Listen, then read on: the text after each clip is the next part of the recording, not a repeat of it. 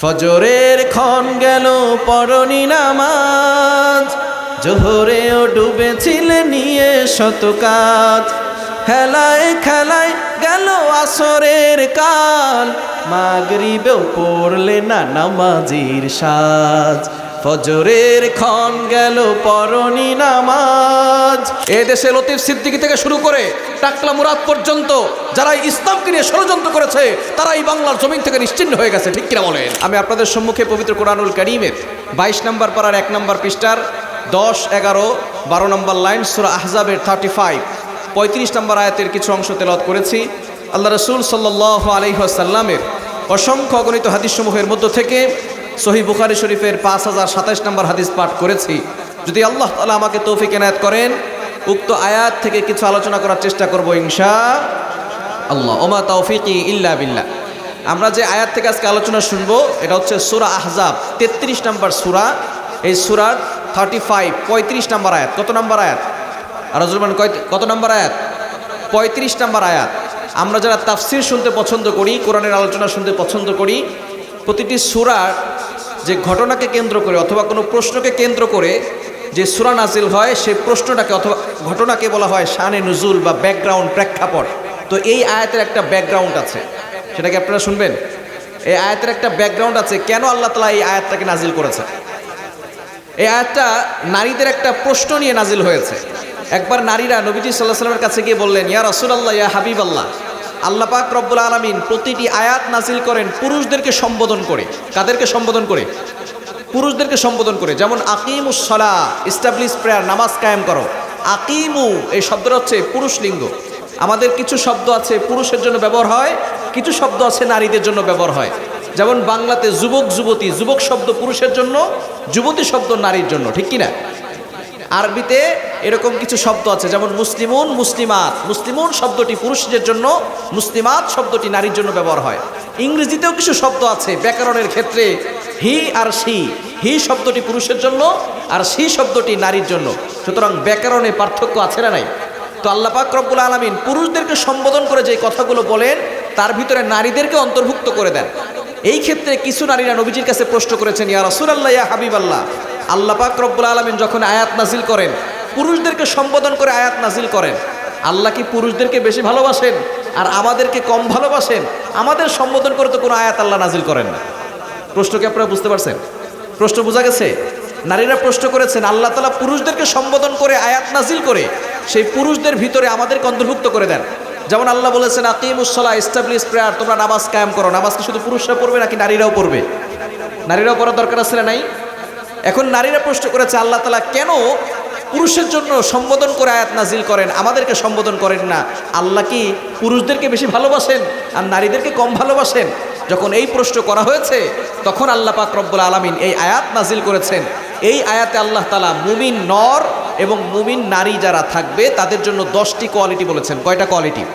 এই আয়াত নাজিল করে আল্লাহ পাক রব্বুল আলামিন নারীদেরকে সন্তুষ্ট করেছেন। বলেন সুবহানাল্লাহ। একটু জোরে সোরে বলেন না সুবহানাল্লাহ। মুসলমান সুবহানাল্লাহ বলতেই চায় না। এই সুবহানাল্লাহর এত দাম, কোনো ব্যক্তি যদি একবার সুবহানাল্লাহ পাঠ করে আল্লাহ পাক রব্বুল আলামিন তার জন্য জান্নাতে একটা গাছ লাগায়া দেন। এত বড় গাছ, আরবের দ্রুতগামী ঘোড়া 500 বছর পর্যন্ত দৌড়াইলেও ওই গাছের ছায়া শেষ করতে পারবে না। জোরে সোরে বলেন না সুবহানাল্লাহ। সুলাইমান আলাইহিস সালামের নাম শুনেছেন? সুলাইমান আলাইহিস সালামের নাম শুনেছেন না? সুলাইমান আলাইহিস সালাম একবার আল্লাহর কাছে দোয়া করেছেন, আল্লাহ আমাকে একটা রাজত্ব দাও, তবে লা ইয়ামবাগি লিআহাদিন মিন বাদি, এই রাজত্ব শুধু আমাকে দিবা, আর কাউকে দিবা না। আল্লাহ বললেন, সুলাইমান দরখাস্ত মঞ্জুর, তবে তোমাকে শুধু মানুষের উপরে নয়, তামাম সৃষ্টি জগতের সকল সৃষ্টির উপরে তোমাকে রাজত্ব দিয়ে দিলাম। জিন পরি, দেও দানব, পশু পাখি, পিঁপড়া সহ সব সুলাইমান আলাইহিস সালামের অধীনে। কোরআন বলে ওয়াসাখখারনা লাহুর রিহ, বাতাসও সুলাইমান আলাইহিস সালামের অধীনে ছিল। সুবহানাল্লাহ বলবেন না? সুলাইমান আলাইহিস সালাম যদি কখনো কোথাও যাওয়ার জন্য ইচ্ছা করতেন তাহলে তার এই সিংহাসন, মন্ত্রী পরিষদ, শান শৌকত সব কিছু এক জায়গা থেকে অন্য জায়গায় বিমানের মতো উড়ে যেত। বলেন সুবহানাল্লাহ। একবার তার সিংহাসন এক জায়গা থেকে অন্য জায়গায় যাচ্ছে, এমন সময় নিচ থেকে এক কৃষক এই সিংহাসন দেখে মাথায় হাত দিয়ে বলতেছে সুবহানাল্লাহ। কি বলছে একটু আওয়াজ দিয়ে বলেন না? বাতাস এই সুবহানাল্লাহর আওয়াজটা সুলাইমান আলাইহিস সালামের কান পর্যন্ত পৌঁছায় দিয়েছে। সুলাইমান আলাইহিস সালাম সাথে সাথে সিংহাসন নিচে নামাইছে। যখন সিংহাসন নিচে নেমে এসেছে তখন যে ব্যক্তি সুবহানাল্লাহ বলছে কলিজায় পানি আছে? থরথর করে কাঁপা শুরু করেছে। সুলাইমান আলাইহিস সালাম ডাক দিয়েছেন, ইয়া হাদা তাল হাইমান কাম হিয়ার, এদিকে আসো। আমি যখন উপর দিক দিয়ে যাচ্ছিলাম তখন তুমি কি বলছো? বলে হুজুর আমাকে ক্ষমা করেন, আমি কিছু বলিনি। বলে না, কি বলছো তাড়াতাড়ি বলো। হুজুর আল্লাহর রাস্তায় আমাকে ক্ষমা করেন, আমি কিছু বলি নাই। বলে না, তুমি একটা শব্দ বলছো, কি বলছো তাড়াতাড়ি বলো। এবার লোকটা বলতেছে, হুজুর আমি ইচ্ছা করে কিছু বলি নাই, আপনারই সিংহাসন দেখে, আপনারই শান শৌকত দেখে, আপনারই মন্ত্রী পরিষদ দেখে আমি ইচ্ছা করে কিছু বলি নাই, অটোমেটিক আমার মুখ থেকে সুবহানাল্লাহ বের হয়ে গেছে। সুলাইমান আলাইহিস সালাম ডাক দিয়ে বলে, বাবা তুমি কি বলছো? তুমি কি জানো তোমার এই সুবহানাল্লাহ যদি এক পাল্লায় রাখা হয়, আমার এই সিংহাসন মন্ত্রী পরিষদ শান শৌকত সব কিছু যদি এক পাল্লায় রাখা হয়, তোমার এই সুবহানাল্লাহর পাল্লাটা কয়েক কোটি গুণ বেশি ভারী হয়ে যাবে। এজন্য সুবহানাল্লাহ বলার দরকার আছে না নাই? আল্লাহ পাক রব্বুল আলামিন সূরা আহজাবের 35 নম্বর আয়াত, এই আয়াতটা নারীদেরকে সন্তুষ্ট করার জন্য নাজিল করেছেন। আর আল্লাহ পাক রব্বুল আলামিন নারীদের প্রশ্নের উত্তরও দিয়েছেন যে নারীদেরকে আল্লাহ কম ভালোবাসেন আর পুরুষদেরকে বেশি ভালোবাসেন, বিষয়টা এমন না। আল্লাহ পাক রব্বুল আলামিন যখন আয়াত নাজিল করেন তখনই আল্লাহ তাআলা পুরুষদেরকে সম্বোধন করে আয়াত নাজিল করে নারীদেরকে অন্তর্ভুক্ত করেন। এর দ্বারা আল্লাহ তাআলা পুরুষদেরকে ভালোবাসেন এটা বোঝান নাই। আল্লাহ বুঝাতে চেয়েছেন নারীরা যেভাবে পর্দায় থাকার জিনিস, নারীদের জন্য যে শব্দ ব্যবহার হয় সেটাও পর্দায় রাখার জিনিস। আল্লাহু আকবার। নারী যেভাবে পর্দায় থাকবে, নারীদের জন্য যে শব্দগুলো ব্যবহার হয় এটাও পর্দায় রাখার জিনিস। আপনার মেয়ের নাম রেখেছেন ফাতেমা, আপনার মেয়ের নাম রেখেছেন কুলসুম, আপনার স্ত্রীর নাম যেটা, এগুলোও পর্দায় রাখতে হবে। আল্লাহ তাআলা সূরা আহজাবের 35 নম্বর আয়াত দ্বারা বুঝিয়েছেন নারীরা যেভাবে পর্দায় থাকবে, নারীদের জন্য যে শব্দগুলো ব্যবহার হয় সেটাও পর্দায় রাখতে হবে। এবার আপনি চিন্তা করে দেখেন, আপনি আপনার মেয়েটাকে কিভাবে পর্দায় রাখছেন, আপনি আপনার স্ত্রীকে কিভাবে পর্দায় রেখেছেন। হযরত আলী রাদিয়াল্লাহু তাআলা আনহুর গায়রত কেমন ছিল? একবার তাকে এক লোক জিজ্ঞেস করেছে, তোমার বউ কেমন আছে? আলী রাদিয়াল্লাহু তাআলা আনহু রাগে আগুন হয়ে গেছেন, সাথে সাথে তরবারি বের করছেন, কিন্তু কন্ট্রোল করতেছেন আর বলতেছেন, যদি হুকুম থাকতো তাহলে তোমার গর্দান এখনই উড়াই দিতাম, আমার বউর কথা জিজ্ঞেস করছো কেন? আর আপনি বউরে নিয়ে ঘুরে বেড়ান ল্যাংটা করে। গায়রত দেখেন, গায়রত। হযরত আলী রাদিয়াল্লাহু তাআলা আনহু শুধু জিজ্ঞেস করেছে বউ কেমন আছে। আরে বেটা, আমার কথা জিজ্ঞেস করবে, আমার বউর কথা তুই কেন জিজ্ঞেস করবে? এই অধিকার তোকে কে দিয়েছে? আর আপনি বউরে নিয়ে ঘুরতে যান, বউরের চুল খোলা রেখে ফ্যাশন ডিজাইন করে তারপরে বউকে স্টাইলিশ করে তারপরে ঘুরতে যাওয়ার এক বান্ধবী যারা আছে তাদেরকে দেখাতে নিয়ে যায়। এরকম কিছু যুবক আছে না নাই? কি বলেন, আছে না নাই? আল্লাহ পাক রব্বুল আলামিন বলে দিয়েছেন নারীরা যেভাবে পর্দায় থাকবে, নারীদের জন্য যে শব্দ ব্যবহার হবে এটাও পর্দায় রাখতে হবে। আল্লাহু আকবার। এই জন্য নারীদেরকে পর্দায় রাখার দরকার আছে না নাই? এই সূরা আহজাবের 32 নম্বর আয়াতে আল্লাহ তাআলা বুঝিয়ে দিয়েছেন নারীরা যেভাবে পর্দায় থাকবে, নারীদের কণ্ঠ এটাও সতর অন্তর্ভুক্ত, সেটাকেও পর্দার ভিতরে রাখতে হবে।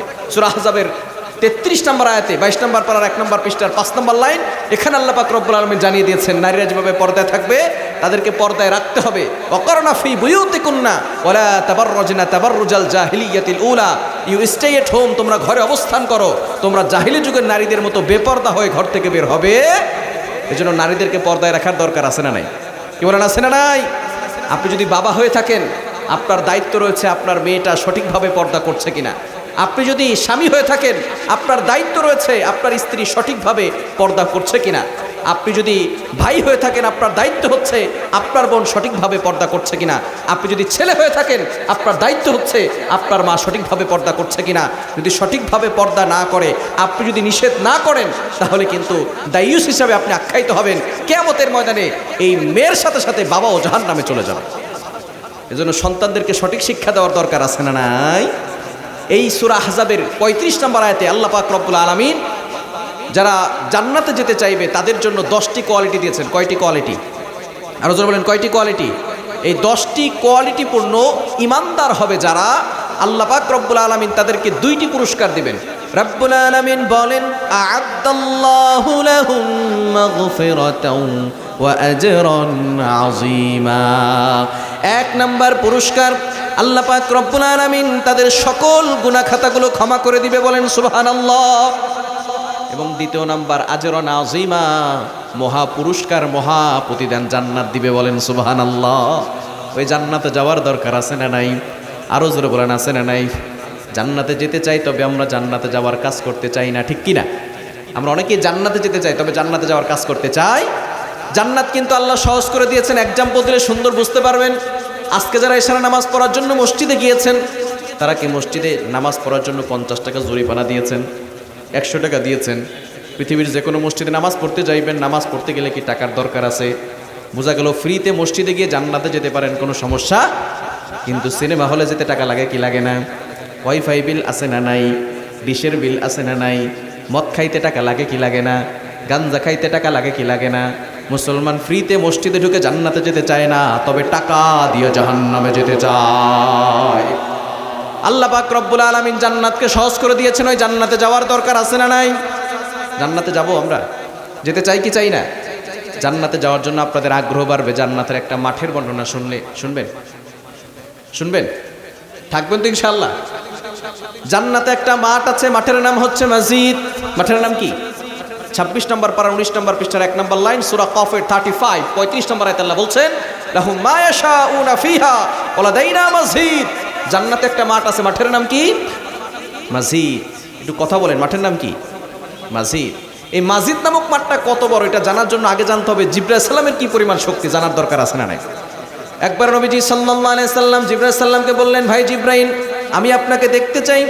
জিবরাইল সাল্লাম বললেন, ইয়া রাসূলুল্লাহ, ইয়া হাবিবাল্লাহ, আপনি আমাকে দেখলে তো ভয় পাবেন। নবীজি বললেন, না না, ভয় পাবো না, দেখা দেন। হঠাৎ করে জিবরাইল সাল্লাম অদৃশ্য হয়ে গেলেন। নবীজি দেখলেন আসমান থেকে একটা কালো পর্দা নামতে নামতে জমিন পর্যন্ত লেগে গিয়েছে। ডান পাশ বাম পাশ পুরা পৃথিবী ভরাট হয়ে গেছে, দুনিয়া অন্ধকার হয়ে গেছে। আবারও এটা অদৃশ্যভাবে সেই পর্দাটা আসমানে চলে গেল। জিবরাইল সাল্লাম আবারও আসলেন, অদৃশ্যভাবে হাজির হলেন। ইয়া রাসূলুল্লাহ, ইয়া হাবিবাল্লাহ, কি দেখলেন? নবীজি বললেন, আসমান থেকে একটা কালো পর্দা নামতে নামতে জমিন পর্যন্ত লেগে গিয়েছে। ডান পাশ বাম পাশ পুরা পৃথিবী ভরাট হয়ে গেছে, দুনিয়া অন্ধকার হয়ে গেছে। জিবরাইল সাল্লাম বলেন, ইয়া রাসূলুল্লাহ, ইয়া হাবিবাল্লাহ, ওইটা কালো পর্দা ছিল না, আমার একটা মাত্র পাখা আসমান থেকে ছেড়ে দিয়েছি, পুরা পৃথিবী ভরাট হয়ে গেছে। এরকম পাখা আল্লাহ আমাকে একটা দুইটা নয় 600 পাখা দিয়েছে। বলেন সুবহানাল্লাহ। কয়শো পাখা? আরো জোরে বলেন, কয়শো? একটা পাখায় যদি এত বড় হয়, 600 পাখা হবে কত বড়? এই 600 পাখা যেই দেহের ভিতরে আল্লাহ ফিট করছেন, ওই দেহটা কত বড়? এত বড় দেহ যেই আল্লাহ বানাইছে, সে আল্লাহ কত বড়? আল্লাহু আকবার। জিবরাইল সাল্লাম কোথায় থাকে জানার দরকার আছে না নাই? থাকবেন তো ইনশাআল্লাহ? চলবে? অসুবিধা হচ্ছে? একটু তাকবীর দেন। লিল্লাহি তাকবীর, লিল্লাহি তাকবীর, লিল্লাহি তাকবীর। মাশাআল্লাহ, আওয়াজ বাড়তেছে। জিবরাইল সাল্লাম থাকেন সিদরাতুল মুনতাহা। কোথায়? কোথায় থাকেন? সিদরাতুল মুনতাহা। এটা আবার কোথায়? হ্যাঁ, একটু ধারণা নিলে বুঝতে পারবেন দুনিয়ার জমিন থেকে সিদরাতুল মুনতাহা কত দূরে। আমরা যে পৃথিবীতে বসবাস করছি, এটা হচ্ছে একটা গ্রহ। আমাদের পার্শ্ববর্তী গ্রহের নাম হচ্ছে মঙ্গল গ্রহ। নাম শুনেছেন আপনারা? মঙ্গল গ্রহের নাম শুনেছেন না? মঙ্গল গ্রহ। এরকম কয়েকটি গ্রহ এবং উপগ্রহ মিলে একটা সৌরজগৎ গঠিত হয়। বিজ্ঞান বলছে 15,000 কোটির অধিক সৌরজগৎ মিলে একটা গ্যালাক্সি গঠিত হয়। 15,000 কোটির অধিক গ্যালাক্সি মিলে একটা গ্যালাক্সি গুচ্ছ গঠিত হয়। 15,000 কোটিরও অধিক গ্যালাক্সি গুচ্ছ মিলে একটা মহা গ্যালাক্সি গঠিত হয়।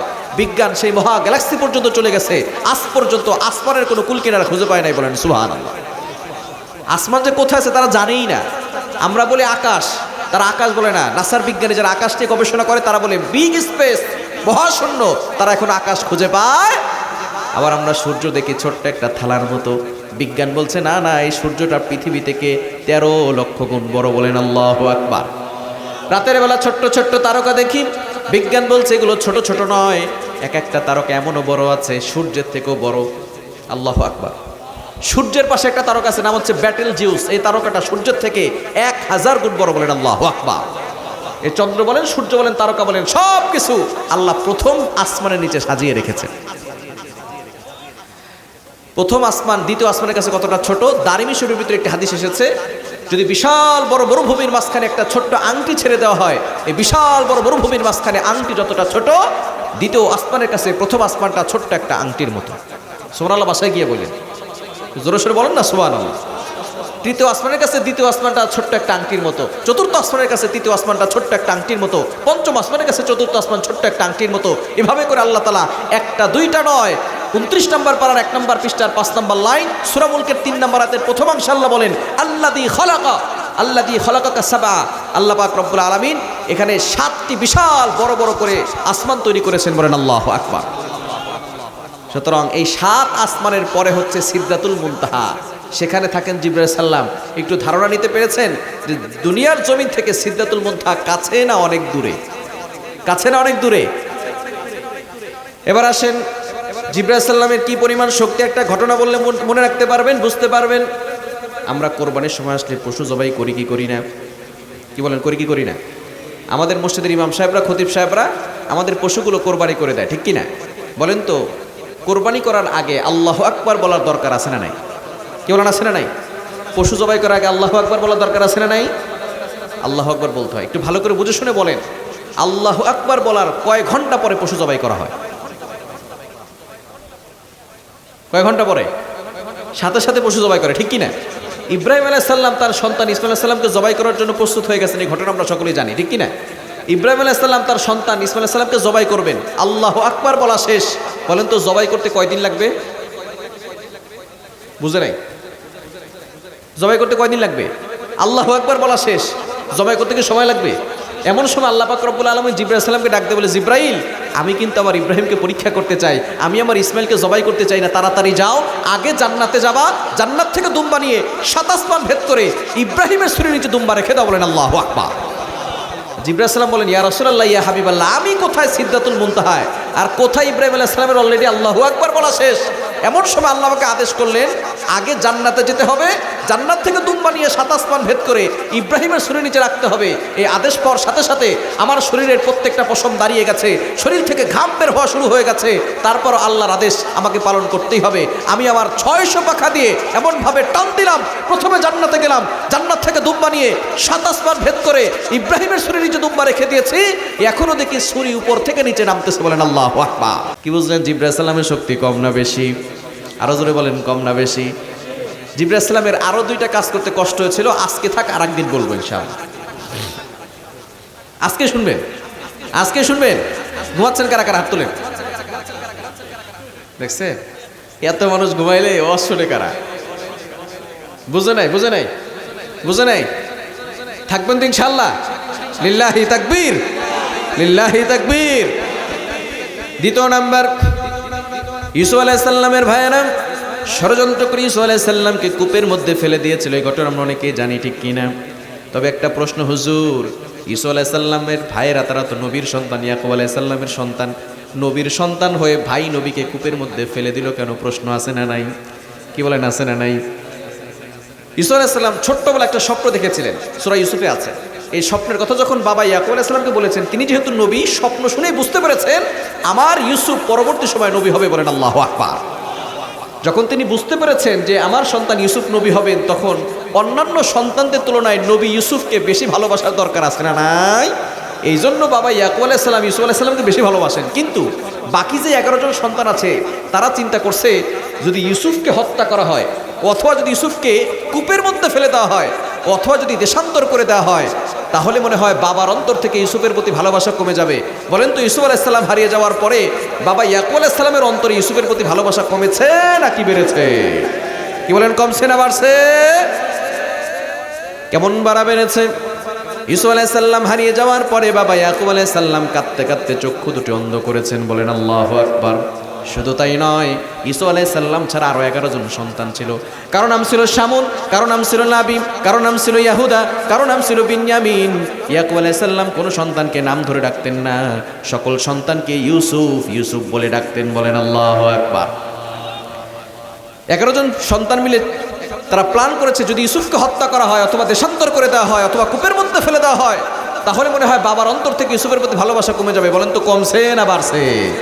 ঠিক তদ্রুপভাবে কিছু মানুষ মনে করেছিল, যদি আলেমদেরকে বন্দী করে রাখা হয়, যদি আলেমদেরকে বাংলাদেশ থেকে বিদায় করে দেওয়া হয়, তাহলে মনে হয় বাংলার মানুষের অন্তর থেকে আলেমদের ভালোবাসা কমানো যাবে। স্পষ্ট ভাষায় ঘোষণা দিয়ে যাই, আলেমদেরকে বন্দী করে রাখলে, আলেমদেরকে বাংলাদেশ থেকে বিদায় করে দিলে বাংলার মানুষের অন্তর থেকে আলেমদের ভালোবাসা কমানো যাবে না। ঠিক কিনা বলেন? তারা মনে করেছিল ভালোবাসা কমে যাবে। কমছে না বাড়ছে? আলেমদের প্রতি ভালোবাসা কি কমেছে না বেড়েছে? তারা ষড়যন্ত্র করেছিল, কোরআনের মাহফিলে কোরআনের হক কথা পর্যন্ত বলতে দেওয়া হয় নাই। ঠিক কিনা? তারা ষড়যন্ত্র করেছে, জুলুম করেছে, আলেমদেরকে কথা বলতে দেওয়া হয় নাই। সে আলেমরা এখন কোরআনের কথা মাঠে ময়দানে বলছে। যারা জুলুম করেছিল তারাই শেষ পর্যন্ত পিছনের দরজা দিয়া হেলিকপ্টার দিয়ে পালাতে বাধ্য হয়েছে। যুগে যুগে যারাই মানুষের উপর অন্যায় করেছে, জুলুম করেছে, আল্লাহ তাদের পতন ঘটিয়ে ছাড়ছেন। আর যারা ভবিষ্যতে অন্যায় করবে, জুলুম করবে, তাদের অবস্থা ফেরাউন আর নমরুদের মতো হবে। ঠিক কিনা? এজন্য খবরদার, জুলুম করা যাবে না, অন্যায় করা যাবে না। ইউসুফ আলাইহিস সালামের ভাইয়েরা ষড়যন্ত্র করে ঈসা আলাইহিস সালামকে কূপের মধ্যে ফেলে দিবে। যেই কূপের মধ্যে ফেলবে সেটা হচ্ছে কেনানের একটা কূপ, নিচে পানি ছিল অল্প কিন্তু বড় বড় পাথর ছিল। বলেন তো নবী হোক আর অলি হোক যদি নিচে পড়ে মাথা যদি পাথরের সাথে লাগে ফাটবে কি ফাটবে না? কি বলেন, ফাটবে কি ফাটবে না? ঈসা আলাইহিস সালাম কি তার ভাইয়েরা কূপের মধ্যে ফেলে দিয়েছে, বলেন তো নিচে পড়তে কয়দিন সময় লাগবে? বুঝেন নাই? ঈসা আলাইহিস সালামকে তার ভাইয়েরা কূপের মধ্যে ফেলে দিয়েছে, নিচে পড়তে কয়দিন সময় লাগবে? সাথে সাথে পড়ে যাবে, ঠিক কি না? এমন সময় আল্লাহ পাক রব্বুল আলামিন জিবরাইল সালামকে ডাকতে বলে, জিবরাইল আমি কিন্তু আমার ইউসুফকে পরীক্ষা করতে চাই, কঠিন বড় বিপদে ফেলতে চাই না, তাড়াতাড়ি যাও, আমার ইউসুফ নিচে পড়ার আগে তুমি তোমার নূরের পাখাগুলো বিছিয়ে দাও। বলেন আল্লাহু আকবার। জিবরাইল সালাম বলেন, ইয়া রাসূলুল্লাহ ইয়া হাবিবাল্লাহ, আমি কোথায় সিদরাতুল মুনতাহায় আর কোথায় ঈসা আলাইহিস সালামের ভাইয়েরা ঈসা আলাইহিস সালামকে কূপের মধ্যে ফেলে দিয়েছে। আমাকে আল্লাহ আদেশ করলেন, এই আদেশ পাওয়ার সাথে সাথে আমার শরীরের প্রত্যেকটা পশম দাঁড়িয়ে গেছে, শরীর থেকে ঘাম বের হওয়া শুরু হয়ে গেছে। তারপরও আল্লাহর আদেশ আমাকে পালন করতেই হবে। আমি আমার 600 পাখা দিয়ে এমনভাবে টান দিলাম, 7 আসমান ভেদ করে কেনানের সেই কূপের কাছে গিয়ে আমি আমার নূরের পাখা বিছিয়ে দিয়েছি। এখনো দেখি ইউসুফ আলাইহিস সালাম উপর থেকে নিচে পড়তেছে। বলেন আল্লাহু আকবার। কি বুঝলেন? জিবরাইল সালামের শক্তি কম না বেশি? আরো জোরে বলেন, কম না বেশি? 3 নাম্বার, নবীজি সাল্লাল্লাহু আলাইহি ওয়াসাল্লাম যখন কালিমার দাওয়াত দিতে গেলেন, তায়েফের লোকের আমার নবীকে আঘাত করেছে। একবার নয়, দুইবার নয়, টানা 3বার নবীজিকে বেহুশ করে রাখা হয়েছিল। নবীজি সাল্লাল্লাহু আলাইহি সাল্লাম যেই জায়গায় বেহুশ অবস্থায় পড়া ছিলেন, আমি অদম সেই জায়গায় গিয়ে 2 রাকাত নফল নামাজ পড়েছি আর আল্লাহর কাছে কেঁদেছি আর বলেছি, আল্লাহ আমার নবীর চেহারা এতটা সুন্দর ছিল। অনেকেই বলে ঈসা আলাইহিস সালামের চেহারা নাকি সুন্দর। ঈসা আলাইহিস সালামের চেহারা সুন্দর ঠিক আছে, তবে আমার নবীর থেকে বেশি না, ঠিক কি না? ঈসা আলাইহিস সালামের চেহারা সুন্দর ছিল। কোরআন সাক্ষী, সূরা ইউসুফ 31 নম্বর আয়াত, ওয়াকাত্তানা আইদিয়াহুন্না ওয়া কুলনা হাশা লিল্লাহি মা হাযা বাশারা ইন হাযা ইল্লা মালাকুন কারীম। মিশরের নারী ঈসা আলাইহিস সালামের চেহারা দেখে তাদের আঙ্গুল কেটেছে। শুধু তাই নয়, মা হাদা বাশারা, তারা বলেছে এটা তো মানুষ নয়। ইন হাদা ইল্লা মালাকুন কারীম, এটা হলো সম্মানিত ফেরেশতা। আম্মা জান আয়েশা রাদিয়াল্লাহু তাআলা আনহা ডাক দিয়ে বলেন, ও মিশরের নারীরা, তোমরা ঈসা আলাইহিস সালামের চেহারা দেখে আঙ্গুল কেটেছো। তোমরা যদি আমার প্রিয় হাবিবকে দেখতে, তোমরা তোমাদের কলিজা কেটে ফেলতে, টেরও পেতে না। বলেন আল্লাহু আকবার। ঈসা আলাইহিস সালামের চেহারা সুন্দর ছিল। ঈসা আলাইহিস সালামের চেহারা দেখে মিশরের নারীর আঙ্গুল কেটেছে, কিন্তু কেউ তার ধর্ম কবুল করে নাই। কিন্তু আমার নবীর চেহারা এতটা সুন্দর ছিল, কাফেররা নবীজির চেহারা দেখেই মুসলমান হয়ে গেছে। সেই নবীকে তায়েফের ময়দানে এমন ভাবে আঘাত করেছে, নবীজি সাল্লাল্লাহু আলাইহি সাল্লাম রক্তে রঞ্জিত হয়ে গেছেন।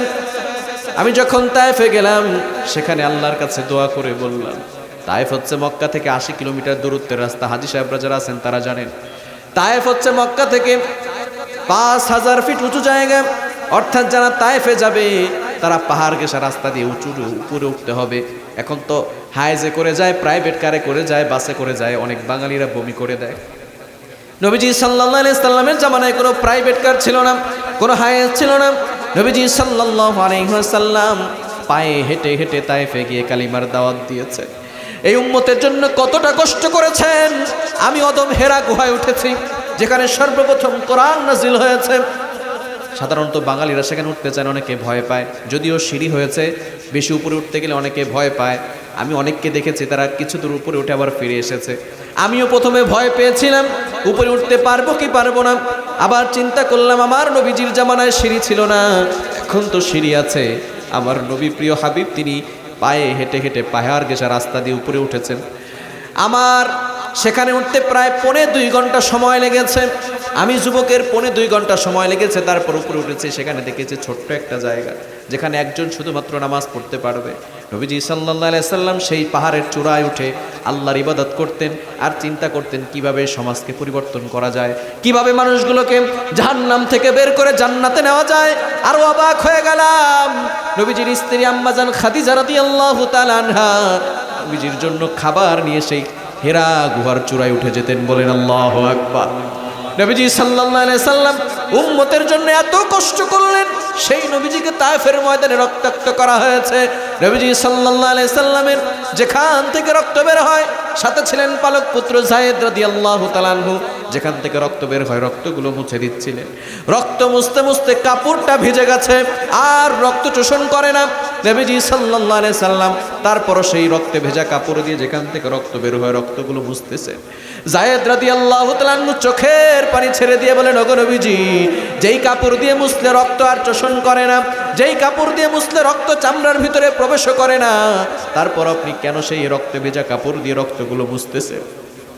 নবীজি সাল্লাল্লাহু আলাইহি সাল্লাম ডাক দিয়ে বলেন, ওরে যায়েদ, যদিও তায়েফের লোকেরা আমাকে চিনতে পারে নাই, কিন্তু আমার এক ফোঁটা রক্ত যদি তায়েফের জমিনে পড়ে যায়, তায়েফের জমিন আমার রক্ত চিনতে এক সেকেন্ডও দেরি করবে না, সাথে সাথে জমিনে ভূমিকম্প শুরু হয়ে যাবে। এমন সময় নবীজি সাল্লাল্লাহু আলাইহি সাল্লামের পা মোবারক রক্তে রঞ্জিত হয়ে চামড়ার মোজা ভেদ করে এক ফোঁটা রক্ত জমিনে পড়ে যাবে। বলেন তো নিচে পড়তে কয়দিন সময় লাগবে? সাথে সাথে পড়ে যাবে, ঠিক কি না? এমন সময় আল্লাহ পাক রব্বুল আলামিন জিবরাইল সাল্লামকে ডাক দিয়ে বলে, ও জিবরাইল, ওয়ামা কানাল্লাহু লিউআযিবাহুম ওয়া আনতা ফীহিম, আমার নবী যেখানে থাকবে সেখানে কোনো আযাব আসবে না। ওয়ামা আরসালনাকা ইল্লা রাহমাতাল লিল আলামিন, আমার নবীকে আমি রহমত হিসেবে দুনিয়াতে প্রেরণ করেছি। জিবরাইল তাড়াতাড়ি যাও, আমার নবীর রক্তের ফোঁটা জমিনে পড়ে গেলে আমি আল্লাহর অর্ডার দিতে হবে না, সাথে সাথে জমিনে ভূমিকম্প শুরু হয়ে যাবে। জিবরাইল তাড়াতাড়ি যাও, আমার নবীর রক্তের ফোঁটা তায়েফের জমিনে পড়ার আগে তুমি তোমার নূরের পাখাগুলো বিছিয়ে দাও। বলেন আল্লাহু আকবার। জিবরাইল সাল্লাম বলেন, ইয়া রাসূলুল্লাহ, ইয়া হাবিবাল্লাহ, আমি কোথায়? সিদরাতুল মুনতাহায়। কোথায় আপনার রক্তের ফোঁটা তায়েফের জমিনে পড়ে যাবে? এমন সময় আল্লাহ আমাকে আদেশ করলেন। আদেশ পর সাথে সাথে শরীরের প্রত্যেকটা পশম দাঁড়িয়ে গেছে, শরীর থেকে ঘাম বের হওয়া শুরু হয়ে গেছে। তারপরও আল্লাহর আদেশ আমাকে পালন করতেই হবে। আমি আমার 600 পাখা দিয়ে এমনভাবে টান দিলাম, 7 আসমান ভেদ করে তায়েফের জমিনে গিয়ে আমি আমার নূরের পাখাগুলো বিছিয়ে দিয়েছি। এখনো দেখি রক্তের ফোঁটা উপর থেকে নিচে পড়তেছে। বলেন আল্লাহু আকবার। কি বুঝলেন? জিবরাইল সাল্লামের শক্তি কম না বেশি? আরো জোরে বলেন, কম না বেশি? সে জিবরাইল সাল্লাম বলেন, জান্নাতে একটা মাঠ আছে, মাঠের নাম কি মনে আছে? ভুলে গেছে। মাঠের নাম কি? মাশাআল্লাহ, মাঠের নাম কি? মসজিদ। লাহুম মা ইয়াশাউনা ফিহা ওয়া লাদাইনা মসজিদ। জান্নাতে একটা মাঠ আছে, মাঠের নাম হলো মসজিদ। জিবরাইল সাল্লাম বলেন, ইয়া রাসূলুল্লাহ, ইয়া হাবিবাল্লাহ, ওই মসজিদ নামক মাঠটা দেখার জন্য আমি আল্লাহর কাছে পারমিশন চাইলাম। আল্লাহ আমাকে পারমিশন দিয়ে দিলেন। আমি জিবরাইলের খাওয়া দাওয়া নাই, আমি জিবরাইলের পেশাব পায়খানা নাই, আমি জিবরাইলের ঘুমানোর কোনো প্রয়োজন হয় না, আমি জিবরাইলের বিশ্রাম নেওয়ার কোনো প্রয়োজন হয় না। আমি জিবরাইল আমার 600 পাখা দিয়ে ধারাবাহিকভাবে জান্নাতে মসজিদ নামক মাঠে টানা 1 ঘন্টা নয়, 1 দিন নয়, 1 সপ্তাহ নয়, 1 মাস নয়, 1 বছর নয়, 70,000 বছর ধরে উঠতে লাগলাম, কিন্তু জান্নাতে মসজিদ নামক মাঠের কোনো কুল কিনারা খুঁজে পাই নাই। কি বুঝলেন? মসজিদ নামক মাঠটা ছোট না বড়? মসজিদ নামক মাঠটাই যদি এত বড় হয়, জান্নাত কত বড়? ওই জান্নাতে যাবার দরকার আছে না নাই? আরো জোরে বলেন, আছে না নাই? জান্নাতে যেতে চাই কি চাই না? তাহলে এটা কোয়ালিটি হতে হবে কয়টা? 10টা। কয়টা? সূরা আহজাবের 35 নম্বর আয়াতে 10টা কোয়ালিটি বলেছেন। পুরুষের 10টা কোয়ালিটি, নারীদেরও সেই 10টা কোয়ালিটি। এই 10টি কোয়ালিটিপূর্ণ ইমানদার হতে পারবে যারা ক্ষমার ঘোষণা পেয়ে জান্নাতে যাবে। তারা বলেন আল্লাহু আকবার। আসুন আমরা সেই কোরআন থেকে আলোচনা শুনি, যেই কোরআনে কোনো ভুল নাই, কোনো সন্দেহ নাই, কোনো সংশয় নাই। কোরআনে কোনো ভুল আছে? কোনো মিথ্যা কথা আছে? কোনো সংশয় আছে? এই কোরআনে যিনি সব কিছু দিয়েছেন তিনি কে? আরো জোরে বলেন, তিনি কে? আল্লাহ নিজেই বলছেন, আমি কোরআনে সব কিছু দিয়েছি। 7 নম্বর পারার 11 নম্বর পৃষ্ঠা 7 নম্বর লাইন, সূরা আনআমের 38 নম্বর আয়াতে রব্বুল আলামিন বলেন, মা ফাররাতনা ফিল কিতাবি মিন শাই, I have not left anything in the Quran, আমি কোরআনে কোনো কিছু বাকি রাখি নাই। বলেন সুবহানাল্লাহ। সুতরাং এই কোরআন দিয়ে সমাজ পরিচালনা করার দরকার আছে না নাই?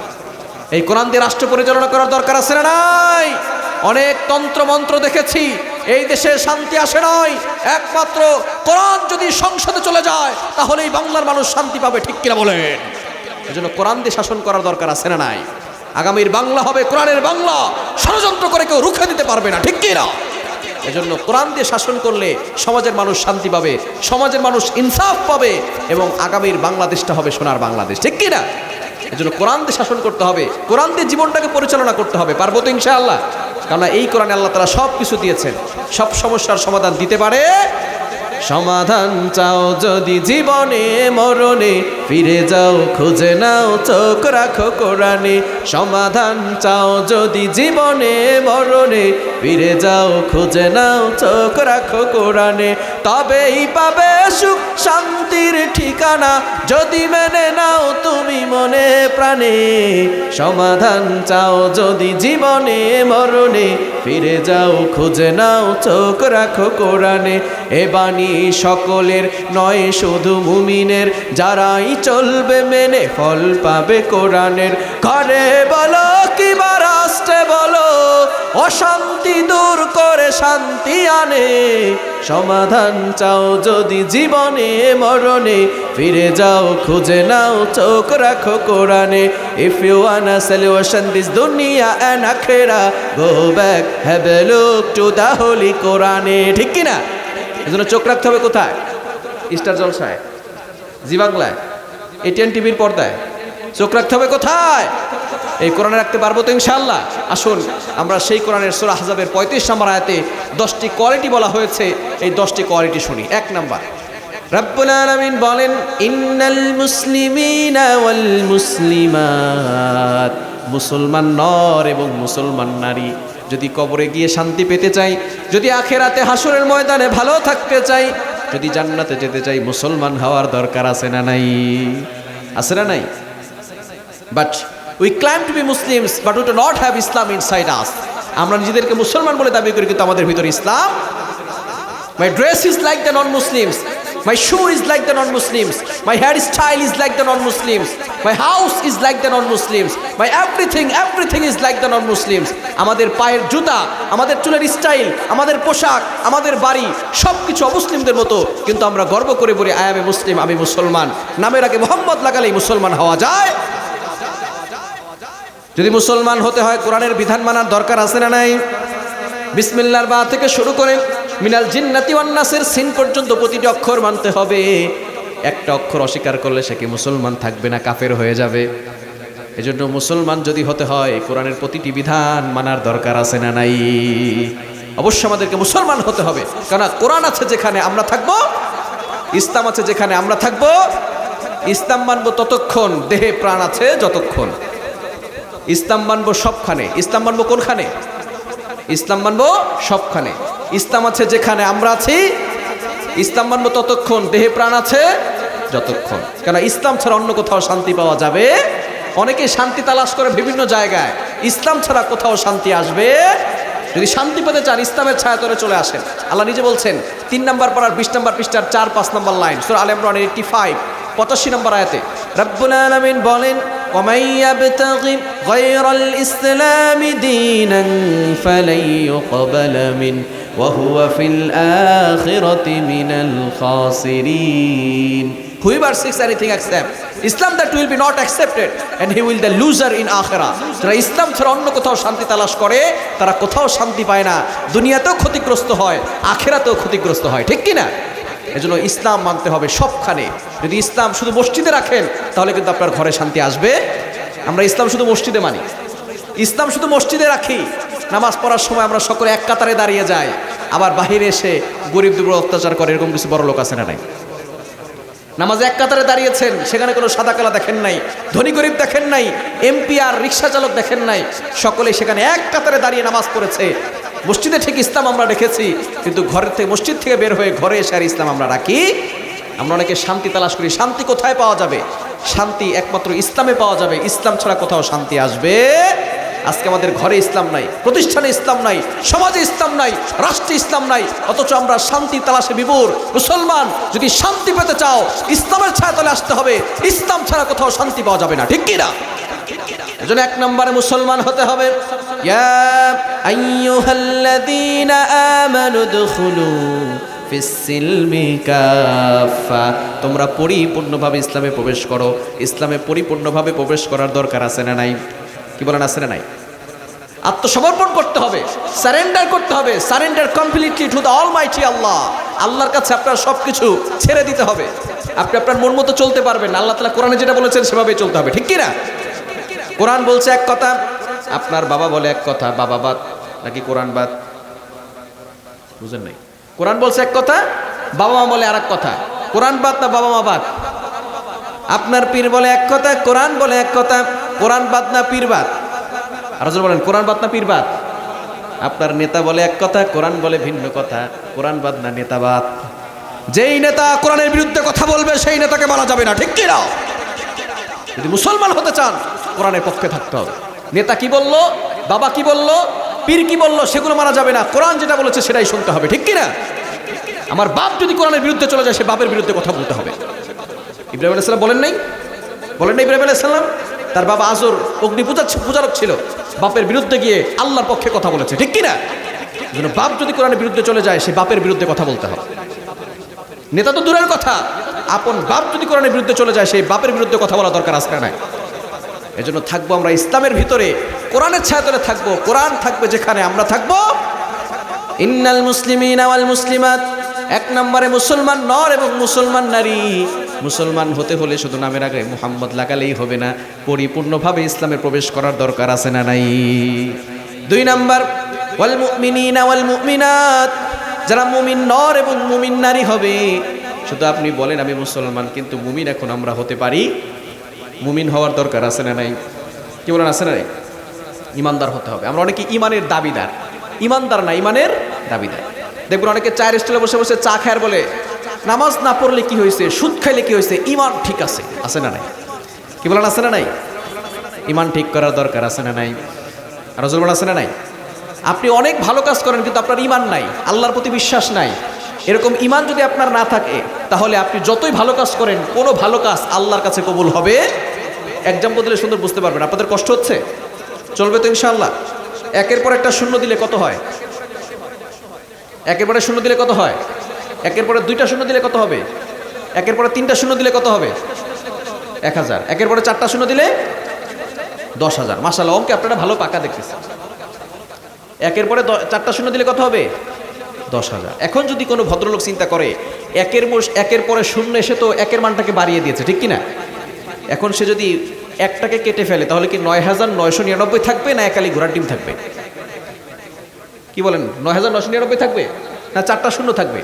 ঠিক তদ্রুপভাবে আপনার ইমান ঠিক আছে, 1 থাকবে। এরপরে নামাজ পড়বেন, শূন্য যোগ হবে। হজ করবেন, শূন্য যোগ হবে। যাকাত দিবেন, শূন্য যোগ হবে। কিন্তু যদি ইমানই ঠিক না থাকে, 1 থাকবে না। নামাজ পড়বেন শূন্য, হজ করবেন শূন্য, যাকাত দিবেন শূন্য, কোনো আমল আল্লাহর কাছে কবুল হবে না, ঠিক কিনা? এজন্য আগে ইমান ঠিক করা দরকার আছে না নাই? আরো জোরে বলা আছে না নাই? ইমানের মূল্য কম না বেশি? আরো জোরে বলা, ইমানের মূল্য কম না বেশি? ইমানদারদের মূল্য দুনিয়াতেও আছে, ইমানদারদের মূল্য আখিরাতেও আছে, ঠিক কিনা? দুনিয়াতে একজন ইমানদারের কত মূল্য দেখেন। এই দুনিয়াতে যখন ইমানদার একজন থাকবে না, আল্লাহ পাক রব্বুল আলামিন পৃথিবী আর রাখবেন না, পৃথিবী শেষ করে দিবেন। একজন ইমানদার থাকবে, লা তাকুমুস সাআ হাত্তা ইউকালু আল্লাহ আল্লাহ। একজন আল্লাহ বলনেওয়ালা লোক থাকলে পৃথিবী ধ্বংস হবে, কিন্তু ইমানদার থাকবে না, পৃথিবী আল্লাহর রাখবেন না। তো ইমানদারদের দাম কম না বেশি? একজন ইমানদার থাকলে, একজনের জন্য, একজনের উসিলায় আল্লাহ সারা পৃথিবীর সকল মাখলুকাতকে খাওয়াবে। হিন্দু খাওয়াবে, বৌদ্ধকে খাওয়াবে, খ্রিস্টানদেরকে খাওয়াবে, ইহুদিদেরকে খাওয়াবে, কুকুরকে খাওয়াবে, সকল প্রাণীকে খাওয়াবে। একজন ইমানদারদের উসিলায়। ইমানদার থাকবে না, আল্লাহ তাআলা একটা ধাক্কা দিয়ে পৃথিবী শেষ করে দিবে। ইমানদারদের দাম কম না বেশি? কি বলেন, কম না বেশি? যখন ইমানদার থাকবে না, সাথে সাথে আল্লাহ পাক রব্বুল আলামিন সূর্যটাকে খসিয়ে দিবেন। ইদা সামাউ ফাতারাত, আল্লাহ পাক রব্বুল আলামিন আসমানটাকে ফাটিয়ে দিবেন, জমিন ফেটে যাবে, চন্দ্র সূর্য খসে খসে পড়বে, সাগরে আল্লাহ তাআলা আগুন ধরিয়ে দিবেন। এই পৃথিবী আল্লাহ রাখবেন না। বলেন তো, পূর্ব দিকের বাতাস যদি বন্ধ হয়ে যায়, এই বাতাসকে চালু করার জন্য ইমাম সাহেবের কাছে কোনো মন্ত্র নাই, সরকারের কাছে কোনো যন্ত্র নাই, ঠিক কিনা? কি বলেন, কোনো যন্ত্র আছে সরকারের কাছে?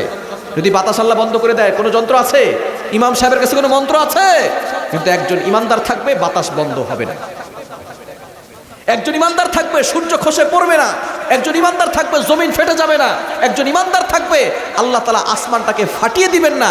সুতরাং ইমানদারদের দাম কম না বেশি? আর জোরে বল, কম না বেশি? এই একজন ইমানদারের জন্য আল্লাহ পাক রব্বুল আলামিন সারা পৃথিবীর সকল মাখলুকাতকে খাওয়াবেন। কিন্তু অনেক নাস্তিক মুরতাদরা বুঝে না ইমানদারদের দাম কত বেশি। এক্সাম্পল দিলে সুন্দর বুঝতে পারবেন। দেখবেন বিয়ের সময় যখন জামাই যায়, জামাইয়ের জন্য কিন্তু সব আয়োজন হয়। জামাইয়ের উসিলায় অনেকে ভালো খাবার খেতে পারে, ঠিক কিনা? এলাকার কুকুরটাও ভালো খাবার খায়, ঠিক কিনা? কিন্তু যখন কুকুরটা জামাইরে দেখে, তখন ঘেউ ঘেউ শুরু করে যে তুমি আবার আমার এলাকায় কোত্থেকে আসলে। কুকুর আসলে জানে না তার উসিলায় ভালো ভালো খাচ্ছে, ঠিক কিনা? আমাদের সমাজে কিছু নাস্তিক আছে, ইমানদারদের উসিলায় তারা ভালো ভালো খায়, তারা আবার সেই ইমানদারদেরকে জঙ্গি বলে গালি দেয়, ঠিক কি না? এটা হলো ওই কুকুরের মতো, যেই কুকুর ওই বরের উসিলায় ভালো খাচ্ছে, আবার বরকে দেখলে ঘেউ ঘেউ করতেছে। এরা হলো সেই নাস্তিক, ওই কুকুরের মতো যারা ইমানদারদের উসিলায় দুনিয়াতে বেঁচে আছে, আবার সেই ইমানদারদেরকে জঙ্গি বলে গালি দিচ্ছে, ঠিক কি না? আল্লাহ তাআলা সেই ইমানদারদের জন্য পৃথিবী রেখেছেন। সুতরাং ইমানদারদের দাম দুনিয়াতে আছে না নাই? আরো জোরন আছে না নাই? আখিরাতে ইমানদারদের দাম আছে। একজন ইমানদার যদি তার ইমানের উপর অটল অবিচল থাকে, ইমান নিয়ে কবরে যেতে পারে, আল্লাহ পাক রব্বুল আলামিন তাকে এই দুনিয়ার সমান একটা নয়, দুইটা নয়, 10টা দুনিয়ার সমান জান্নাত তার আমলনামায় দিয়ে দিবে। বলেন সুবহানাল্লাহ। কয় দুনিয়া? কয় দুনিয়া? সর্বনিম্ন জান্নাত 10 দুনিয়া, এবং আরো সে যা যা চাইবে সব তাকে দেওয়া হবে। সুতরাং তার জান্নাত, এই ইমানের মূল্য কম না বেশি? সুতরাং আপনার কাছে এত দামি একটা জিনিস আছে ইমান, এরকম দামি জিনিস আপনার কাছে থাকবে আর আপনার উপরে বিপদ আসবে না, এটা হবে না। অর্থাৎ আপনি যদি ইমানদার, আপনার উপরে বিপদ আসবে। অনেকে বলে, হুজুর আমি তো ভালোভাবে চলি, তারপর বিপদ আসে কেন? এরকম বলে কি বলে না? হুজুর আরেক বেটা সুদ খায়, তার কোনো বিপদ নাই, আমি হালাল খাই, আমার খালি বিপদ আসে। মনে করবেন, মনে রাখবেন, আল্লাহ তাআলা যাকে ভালোবাসেন বেশি, তাকে বিপদ দিয়ে পরীক্ষা করেন বেশি। এক্সাম্পল দিলে সুন্দর বুঝতে পারবেন। যদি আপনার কাছে একটা ডায়মন্ড থাকে, কি থাকে, অথবা একটা পাথর আছে, যেই পাথর দিয়ে আপনি বাংলাদেশের রাজধানী ঢাকা শহর পুরোটা কিনতে পারবেন, এরকম একটা দামি পাথর অথবা ডায়মন্ড আপনার কাছে আছে, বলুন তো এরকম একটা পাথর যদি আপনার কাছে থাকে, আপনার স্ত্রী গলায় ছুরি দিয়ে কি বলবে না যে পাথরটা তাড়াতাড়ি আমাকে দিয়ে দাও? কারণ এরকম পাথর আমার কাছে থাকলে তোমার মতো সময় কয়টা আসবে আর কয়টা যাবে তার ঠিক নেই, ঠিক কি না? আপনার সন্তান গলায় ছুরি ধরবে যে বাবা পাথরটা তাড়াতাড়ি দিয়ে দাও, আর নাহলে কিন্তু তোমার কপালে শান্তি নেই, ঠিক কি না?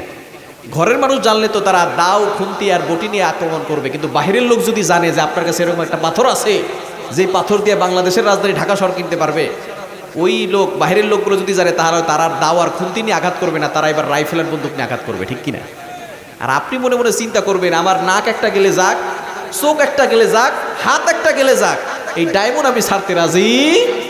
একটা ডায়মন্ড যেটা বাংলাদেশের রাজধানী ঢাকা শহর কিনা যায়, এরকম একটা ডায়মন্ড থাকলে যদি আপনার উপরে এত বিপদ আসতে পারে, আপনার কাছে দামি একটা সম্পদ আছে যার নাম হচ্ছে ইমান, যে ইমান নিয়ে কবরে যেতে পারলে এরকম 10 দুনিয়ার সমান জান্নাত আপনি পাবেন। এরকম দামি সম্পদ ইমান নামক বস্তু আপনার ভিতরে থাকবে, আর বিপদ আসবে না, এটা হতে পারে। সুতরাং বিপদ আসবে, পরীক্ষা হবে, কিন্তু হতাশ হওয়া যাবে না, ভরসা করতে হবে কার উপর? আরো জোরে বলেন, কার উপর? দ্বিতীয় নাম্বার হচ্ছে ওয়াল মুমিনিনা ওয়াল মুমিনাত, যারা ইমানদার হবে। এজন্য ইমানদার হওয়ার দরকার আছে না নাই? আরো জোরে বলেন, আছে না নাই? হতে পারবো তো ইনশাআল্লাহ। 3 নাম্বার ওয়াল কানিতিনা ওয়াল কানিতাত, যারা অনুগত নর এবং অনুগত নারী। অনুগত নর অর্থাৎ যারা সবসময় আল্লাহর ইবাদত করে, নারী পুরুষ যারা সবসময় আল্লাহর ইবাদত করে। আল্লাহর ইবাদত করার দরকার আছে না নাই? আরো জোরে আছে না নাই? ইবাদত করতে হবে কার? আরো জোরে বলেন, কার? আল্লাহর ইবাদত করতে পারবো তো ইনশাআল্লাহ? অনেকে আমরা আল্লাহর ইবাদত করি না, করবো তো ইনশাআল্লাহ? আল্লাহর ইবাদত করতে হবে, কারণ আল্লাহ পাক রব্বুল আলামিন নিজেই বলছেন 27 নম্বর পারা 2 নম্বর পৃষ্ঠার 4-5 নম্বর লাইন সূরা দারিয়াতের 56 নম্বর আয়াতে রব্বুল আলামিন বলেন, ওয়ামা খালাকতুল জিন্না ওয়াল ইনসা ইল্লা লিয়াবুদুন, I have created the human and the jinn people to worship only me, আমি মানুষ এবং জিন জাতিকে একমাত্র আমার ইবাদত করার জন্য সৃষ্টি করেছি। বলেন সুবহানাল্লাহ। সুতরাং আল্লাহ তাআলা আমাদেরকে ইবাদত করার জন্য পাঠিয়েছেন, সে আল্লাহর ইবাদত করার দরকার আছে না নাই? ইবাদতের ভিতরে সর্বশ্রেষ্ঠ ইবাদত হচ্ছে নামাজ। সর্বশ্রেষ্ঠ ইবাদত কি? আরো জোরে বলেন, কি? নামাজ পড়ার দরকার আছে না নাই? কি বলেন, আছে না নাই? নামাজ পড়তে হবে, নামাজ পড়বেন, সালাত আদায় করবেন। কিন্তু আমরা অনেকে নামাজ পড়ি, ফজর পড়লে জোহরের ঠিক নাই, জোহর পড়লে আসরের ঠিক নাই, কিন্তু নামাজ না পড়লে জান্নাতে যাওয়া কি যাবে? নামাজ পড়বে যারা জান্নাতে যাবে তারা, নামাজ যারা পড়বে না জান্নাতে গিয়েও, জান্নাতে যাওয়ার পরেও জান্নাতের চাবি তারা পাবে। এজন্য নামাজ পড়া দরকার আছে না নাই?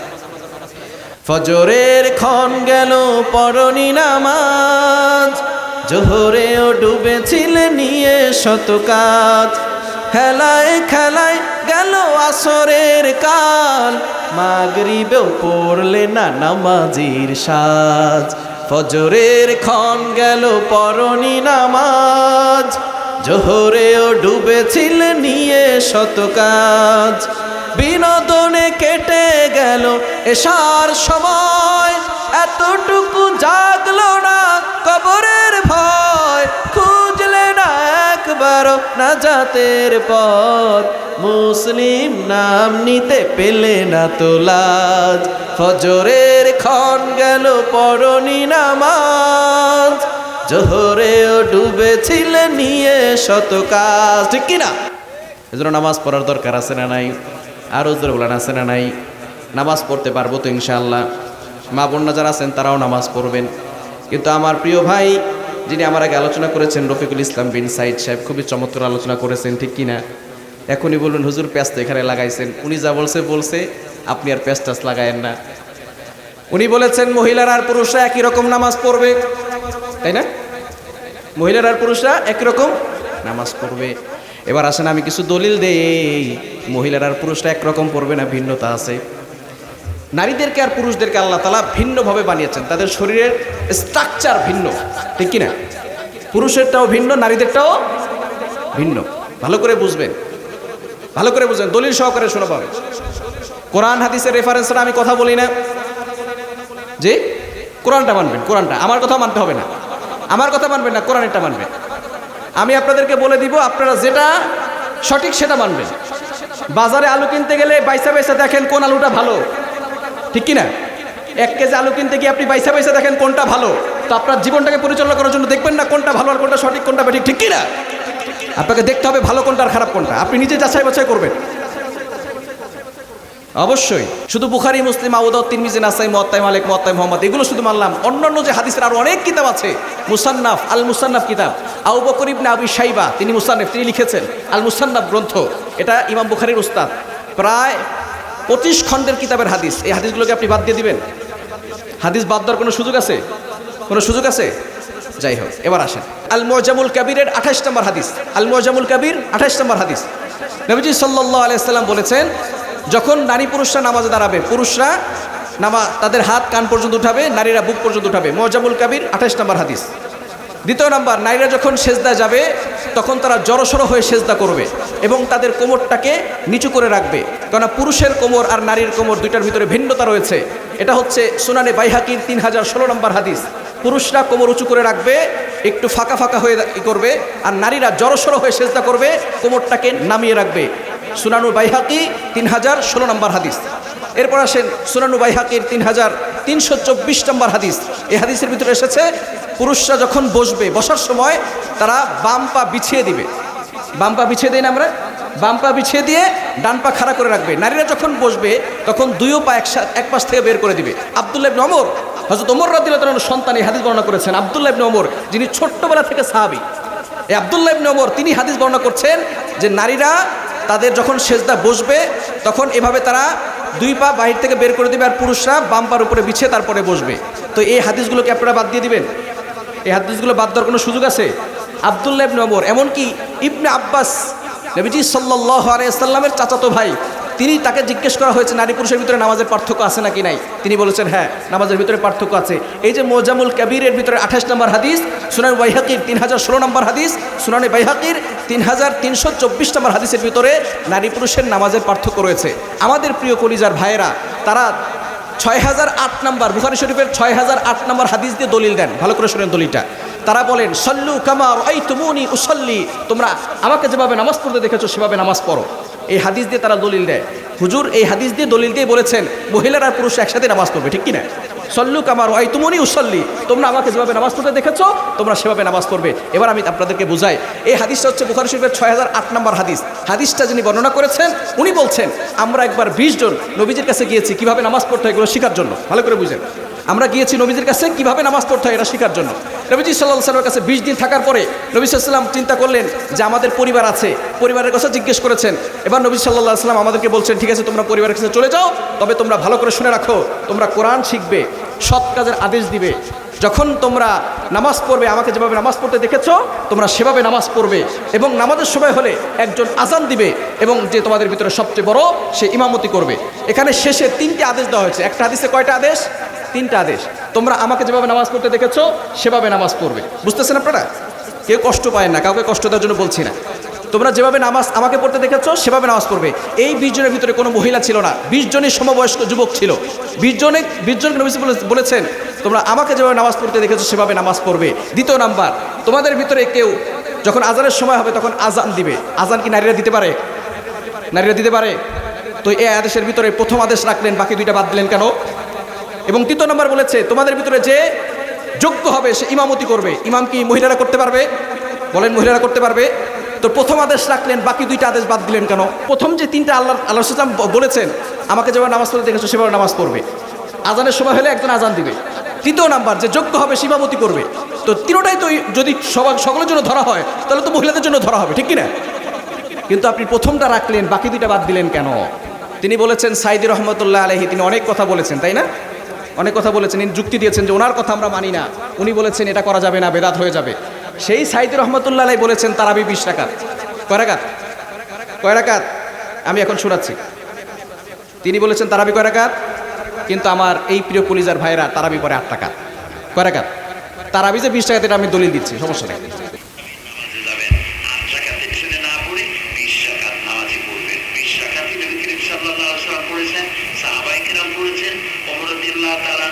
এই সুন্নতকে বাধ্যতামূলক করে দিয়েছেন।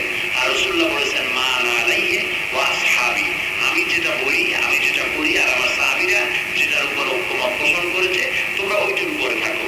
একজন সাহাবীও এই 20 রাকাত তারাবির ব্যাপারে দ্বিমত পোষণ করেন নাই। সুতরাং 20 রাকাত তারাবির নামাজি পড়ুন, জামাতে পড়ুন, ঐক্যবদ্ধভাবে পড়ুন। আর শেষ রাত্রিতে সেহরিতে ওঠায় যখন উঠবেন ওই সময়টায় তাহাজ্জুদের নামাজ সারা বছর পারেন না অনেকে, এই সময়টা তাহাজ্জুদটা আদায় করে নিয়ে তারাবির নামাজ। শুনছেন কত রাকাত বলছে? কত রাকাত? আমার প্রিয় কলিজার ভাইরা তারা পরে 8 রাকাত। ওমর রাদিয়াল্লাহু তাআলা আনহু অর্ধ পৃথিবীর শাসনকর্তা, তিনি পড়েছেন 20 রাকাত। ওসমান রাদিয়াল্লাহু তাআলা আনহু পড়েছেন 20 রাকাত। আলী রাদিয়াল্লাহু তাআলা আনহু পড়েছেন 20 রাকাত। নবীজির হাদিস আমি তুমি বেশি বুঝি নাকি সাহাবীরা বেশি বুঝে? কারা বেশি বুঝে? ফিতনা লাগানোর কোনো দরকার নাই। নবীজি সাল্লাল্লাহু আলাইহি ওয়াসাল্লাম রমজান মাসে বেশি বেশি নামাজ পড়তেন, ঠিক কি না?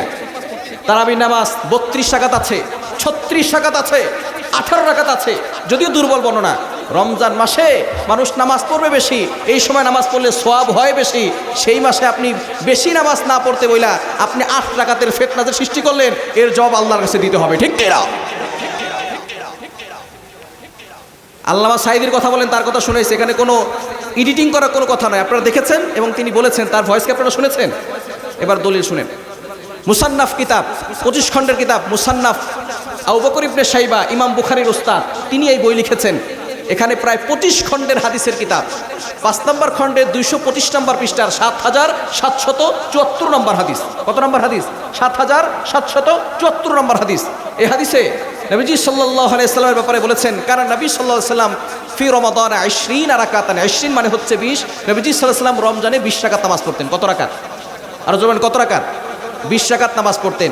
এটা আল মুসান্নাফ গ্রন্থ, তার নাম হচ্ছে, যিনি লিখেছেন মুসান্নাফ আবু বকর ইবনে আবি শাইবা, যিনি ইমাম বুখারীর উস্তাদ। আর যে ইমাম বুখারী দলিল দেন, ইমাম বুখারীও 20 রাকাত পড়ছেন। ইমাম বুখারী কয় রাকাত পড়ছেন? তারাবি 20 রাকাত পড়ছেন। ইমাম বুখারী 20 রাকাত পড়েছেন। ইমাম বুখারী রহমতুল্লাহ আলাইহির উস্তাদ মুসান্নাফ আবু বকর ইবনে আবি শাইবা, তিনিও 20 রাকাত নামাজ পড়েছেন। ওমর রাদিয়াল্লাহু তাআলা যেখানে 20 রাকাত পড়েন, ওসমান রাদিয়াল্লাহু তাআলা যেখানে 20 রাকাত পড়েন, সেখানে আমি আপনি আগ বাড়িয়ে 8 রাকাতের দলিল দিয়ে 8 রাকাতের কথা বলে বিভ্রান্তি সৃষ্টি করতে পারি? নবীজি সাল্লাল্লাহু আলাইহি সাল্লাম রমজানে বেশি বেশি ইবাদত করতেন। সুতরাং তারাবির সময় তখন জামাতবদ্ধভাবে হতো না। নবীজি সাল্লাল্লাহু আলাইহি সাল্লাম ইন্তেকাল করলেন, আবু বকর সিদ্দিক রাদিয়াল্লাহু তাআলা খলিফা হলেন, তিনি ইন্তেকাল করলেন। ওমর রাদিয়াল্লাহু তাআলার জামানায় তিনি এসে এটাকে বাধ্যতামূলক করেছেন এবং তিনি যে 20 রাকাতের নামাজের জন্য ইমাম হয়ে ইমামতি করে জামাতের সাথে নামাজ পড়বে, এটার জন্য তিনি বাধ্যতামূলক করেছেন। এবং তার সময় তিনি যে 20 রাকাতের নামাজের কথা বলেছেন, কেউ দ্বিমত পোষণ করেন নাই। তখন আলী রাদিয়াল্লাহু তাআলা জীবিত, হযরত আম্মা জান আয়েশা রাদিয়াল্লাহু তাআলা তিনিও জীবিত। কোনো সাহাবী দ্বিমত পোষণ করেন নাই, সকলে ঐক্যমতে এটাকে মেনে নিয়েছেন। সকলে যদি মানতে পারেন, আমি আপনি এখন এসে কেন মানতে পারবো না? সেই সময় সকল সাহাবীরা, আম্মা জান আয়েশা রাদিয়াল্লাহু তাআলা তিনি সবচেয়ে বড় মুহাদ্দিসা ছিলেন, সবচেয়ে বড় জ্ঞানী ছিলেন। যত স্ত্রী ছিল নবী সাল্লাল্লাহু আলাইহি সাল্লামের এবং নারীদের ভিতরে সবচেয়ে বড় জ্ঞানী ছিলেন আম্মা জান আয়েশা রাদিয়াল্লাহু তাআলা। তিনিও দ্বিমত পোষণ করেন নাই, সকল সাহাবীরা ঐক্যমত পোষণ করেছেন। কোন খলিফার কথা বলছি? আমিরুল মুমিনিন হযরত ওমর রাদিয়াল্লাহু তাআলা আনহু, যিনি সবসময় তার ভুলটাকেও স্বীকার করে নিতেন এবং তিনি কোনো ভুল করলে সেটাও স্বীকার করতেন, কখনো মানুষের উপর অত্যাচার করতেন।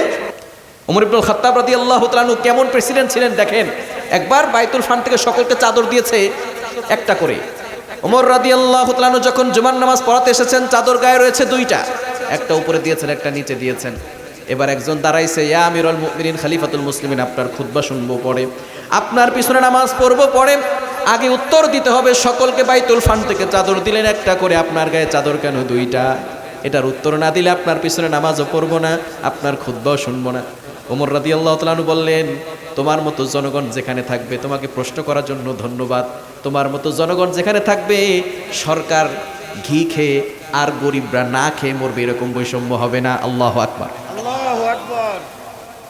এখন যদি কোনো নেতাকে বলা হয় গাড়িটা কোন টাকা দিয়ে কিনছেন, বাড়িটা কোন টাকা দিয়ে বানাইছেন, আপনাকে ধন্যবাদ দিবে না পরের দিন গুম করে ফেলবে? ওমর রাদিয়াল্লাহু বলেন, তোমাকে প্রশ্ন করার জন্য ধন্যবাদ, তবে তোমার প্রশ্নের উত্তর আমি দিব না, আমার সন্তান আব্দুল্লাহ দিবে। আব্দুল্লাহ রাদিয়াল্লাহু তাআলা দাঁড়িয়ে বললেন, সকলকে, উপস্থিত সকলকে জানালেন, উপস্থিত সকল জনতা ভালো করে শুনেন, আমার বাবা যদি অর্ধ পৃথিবীর শাসনকর্তা, কিন্তু ওই বাবার বাইতুল ফান্ড থেকে যে একটা করে চাদর সবাইকে দিয়েছে, আমার বাবা ওই একটা চাদর নিয়েছে, ওই একটা চাদর ছাড়া আমার বাবার গায়ে আর কোনো চাদর নাই। একটা চাদর ছাড়া অর্ধ পৃথিবীর শাসনকর্তার আর কোনো কাপড় নাই, আর কোনো চাদর নাই। আব্দুল্লাহ রাদিয়াল্লাহু তাআলা আনহু বলেন, যেহেতু ওই একটা চাদর দিয়ে উপরের অংশ ঢাকলে নিচের অংশ ঢাকে না, নিচের অংশ ঢাকলে উপরের অংশ ঢাকে না, এজন্য আমি আব্দুল্লাহর ভাগের চাদরটা আমার বাবাকে দিয়েছি, যাতে করে সে তোমাদেরকে নামাজ পড়াতে পারে। অর্ধ পৃথিবীর শাসনকর্তার কথা বলছি, যিনি এমনভাবে ন্যায় ইনসাফ কায়েম করেছেন, এমনভাবে ইনসাফ প্রতিষ্ঠা করেছেন, সে ওমর রাদিয়াল্লাহু তাআলা আনহু 20 রাকাত নামাজ তিনিও পড়েছেন, আলী রাদিয়াল্লাহু তাআলা আনহু পড়েছেন, ওসমান রাদিয়াল্লাহু তাআলা আনহু পড়েছেন, এরপরে ইমাম বুখারী রাহমাতুল্লাহি আলাইহি পড়েছেন, সমস্ত ইমামরা পড়েছেন, সকলরা ঐক্যমত পোষণ করেছেন। সেখানে এসে যদি আমরা বলি যা তারাবির নামাজ 8 রাকাত, তাহলে বিভ্রান্তি সৃষ্টি হবে কি হবে না? কি বলেন, হবে কি হবে না? এবার ভালো করে বুঝেন, তারা যে হাদিসটা দিয়ে দলিল দেয় সেটার কথা বলছে। বুখারী শরীফের যে হাদিস, আম্মাজান আয়েশা রাদিয়াল্লাহু তাআলা আনহাকে একবার একজন এসে জিজ্ঞেস করেছেন, নবীজি সাল্লাল্লাহু আলাইহি সাল্লাম রাতের নামাজ কিভাবে পড়তেন? নবীজি সাল্লাল্লাহু আলাইহি সাল্লাম তারাবির নামাজ বাহিরে পড়তেন, সাহাবায়ে কেরাম এটা বেশি বুঝতেন, ঠিক কি না? তাকে জিজ্ঞেস করেছে রাতের নামাজ, রাতের নামাজ মানে হচ্ছে তাহাজ্জুদের নামাজ। এই হাদিসটা ম্যাক্সিমাম ইমামগণ, ম্যাক্সিমাম মুহাদ্দিসগণ তাদের হাদিসের কিতাবে তাহাজ্জুদের অধ্যায় নিয়ে আসছে। তাকে জিজ্ঞেস করা হচ্ছে রাতের নামাজ কেমন ছিল? এবার তিনি উত্তর দিয়েছেন, রমজানে ও রমজানের বাইরে, রমজানে ও রমজানের বাইরে, অর্থাৎ সবসময় তিনি 8 রাকাতের বেশি পড়তেন না। এখন তারাবিকে আমরা রমজানের বাইরেও পড়ি, রমজানের বাইরে পড়েন আপনারা তারাবি? রমজানের বাইরে পড়েন? আমরা তারাবি পড়ি রমজান মাসে, ঠিক কিনা? আম্মাজান আয়েশা রাদিয়াল্লাহু তাআলা বলছেন, এই হাদিসের ভিতরে, বুখারী শরীফের হাদিসের ভিতরে তিনি বলেছেন, তাকে জিজ্ঞেস করা হয়েছে তিনি রাতের নামাজ কেমন ছিল, তিনি বলেছেন তিনি রাতের বেলা রমজানে ও রমজানের বাইরে তিনি সব সময় 8 রাকাতের বেশি পড়তেন না। তবে এই নামাজ সম্পর্কে তুমি প্রশ্ন করবে না এই নামাজ কতটা লম্বা ছিল। তিনি এই 4 রাকাত একসাথে 4 রাকাত পড়তেন, তারপরে আবার 4 রাকাত পড়তেন। আমরা তারাবি কয় রাকাত করে পড়ি? 2 রাকাত করে। আম্মাজান আয়েশা রাদিয়াল্লাহু তাআলা বলছেন, এই 4 রাকাত এত দীর্ঘ হতো আর এত সুন্দর হতো, রাতের বেলা যে নামাজগুলো পড়তেন অনেক লম্বা হতো, অনেক দীর্ঘ হতো। আম্মাজান আয়েশা রাদিয়াল্লাহু তাআলা আনহার কাছে যে হাদিসের কথা জিজ্ঞেস করেছেন, এটা হচ্ছে তাহাজ্জুদের নামাজ, এটা রমজানেও পড়তেন, রমজানের বাহিরেও পড়তেন, কিন্তু আমরা তারাবির নামাজ শুধু রমজান মাসে পড়ি। নবীজি সাল্লাল্লাহু আলাইহি সাল্লামের যেই হাদিস দ্বারা প্রমাণিত সাহাবায়ে কেরাম পড়েছেন 20 রাকাত। সুতরাং বিভ্রান্তি সৃষ্টি করার জন্য যারা বলে 8 রাকাত, আমরা বলবো প্রিয় ভাইরা, আপনারা আর বিভ্রান্ত সৃষ্টি করেন না। আপনারা অনেক কিছু বলেছেন, সুতরাং কিছু ছাড়াছাড়ি করা যাবে না, বাড়াবাড়িও করা যাবে। আমাদের সমাজে কিছু ভাইরা আছে বাড়াবাড়ি করে, আবার কিছু ভাইরা আছে ছাড়াছাড়ি করে, মানে সব ছেড়ে দেয়, মানে কিছুই নাই। তারা ছাড়াছাড়ি করতে করতে সব ছেড়ে দেয়, কিছুই পড়ার দরকার নেই, বিষয় পড়ার দরকার নেই, 8 রাকাত পড়লেই হবে।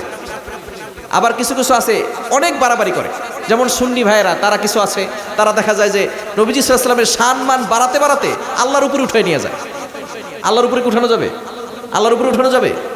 আল্লাহ হচ্ছেন সবার বড়, আল্লাহর পরের মর্যাদা হচ্ছে নবীর মর্যাদা, ঠিক কি না? নবীকে সম্মান করতে হবে, ভালোবাসতে হবে, মহব্বত করতে হবে, কিন্তু আল্লাহর উপরে উঠানো যাবে? এরা হচ্ছে বেশি বাড়াবাড়ি করে। আবার কিছু ভাইরা আছে একেবারে সারাসারি করে। কিছু ভাইরা শবে বরাতের সময় আসলে দেখা যাচ্ছে যে তারা এমনভাবে বাড়াবাড়ি করে, হালুয়া রুটি বানাতে হবে, হালুয়া রুটি না খেলে শবে বরাত পালন হবে না। এরা হচ্ছে বেশি বাড়াবাড়ি করে। আবার কিছু আছে একেবারে সারাসারি, যে শবে বরাত বলতে কিচ্ছু নেই। অথচ হাদিসের ভিতরে এসেছে এই রাতে আল্লাহ পাক রব্বুল আলামিন অসংখ্য অগণিত মানুষের গুনাহ খাতাগুলো ক্ষমা করে দেন।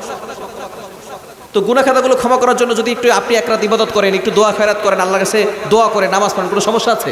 প্রতিদিন রাতের বেলা নফল নামাজ 2 রাকাত পড়েন, এই রাতে আপনি 2 রাকাত নফল নামাজ পড়েন, সমস্যা কি?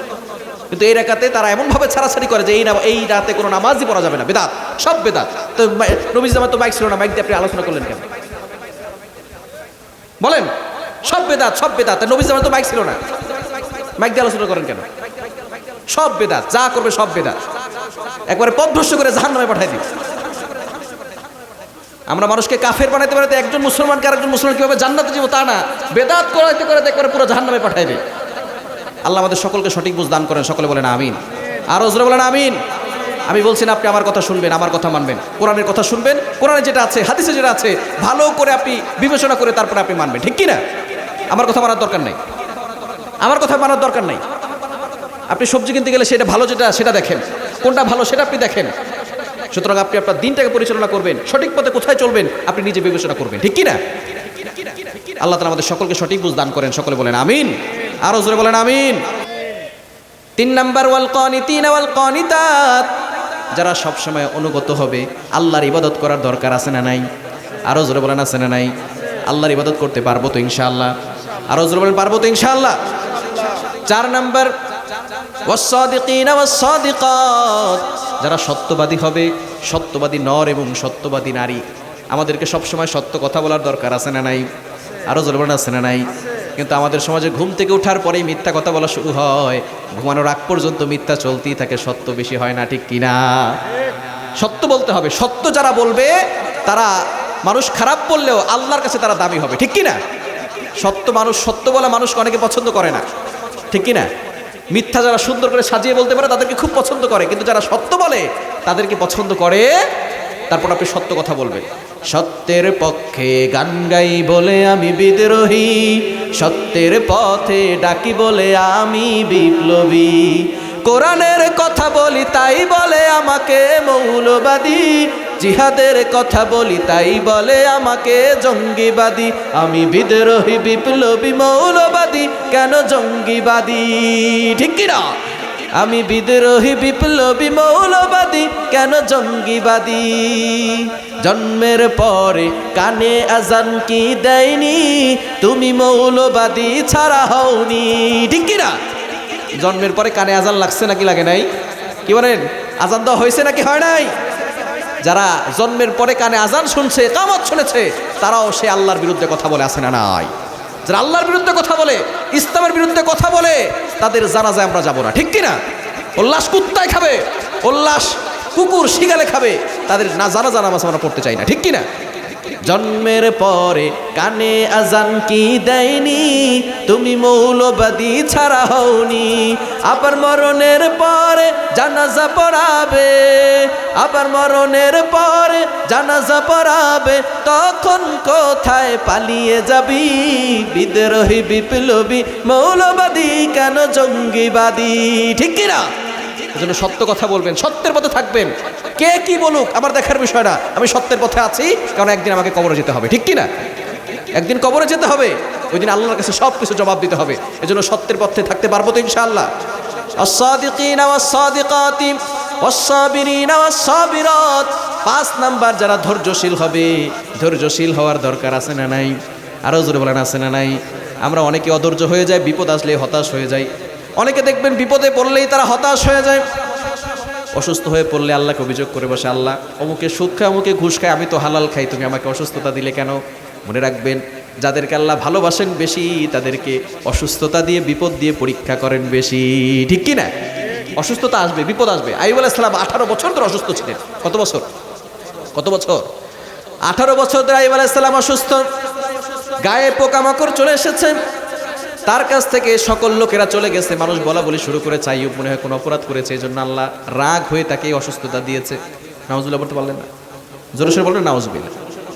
এলাকার লোকজন তাকে ছেড়ে দিয়ে এসেছে, জঙ্গলে পাঠিয়ে দিয়েছে। আইয়ুব এমন কোন অপরাধ মনে হয় করেছে, নাউজুবিল্লাহ, যার কারণে আল্লাহ তাকে ছেড়ে দিয়েছে, অসুস্থতা ছাড়ে না। 18 বছর ধরে অসুস্থ।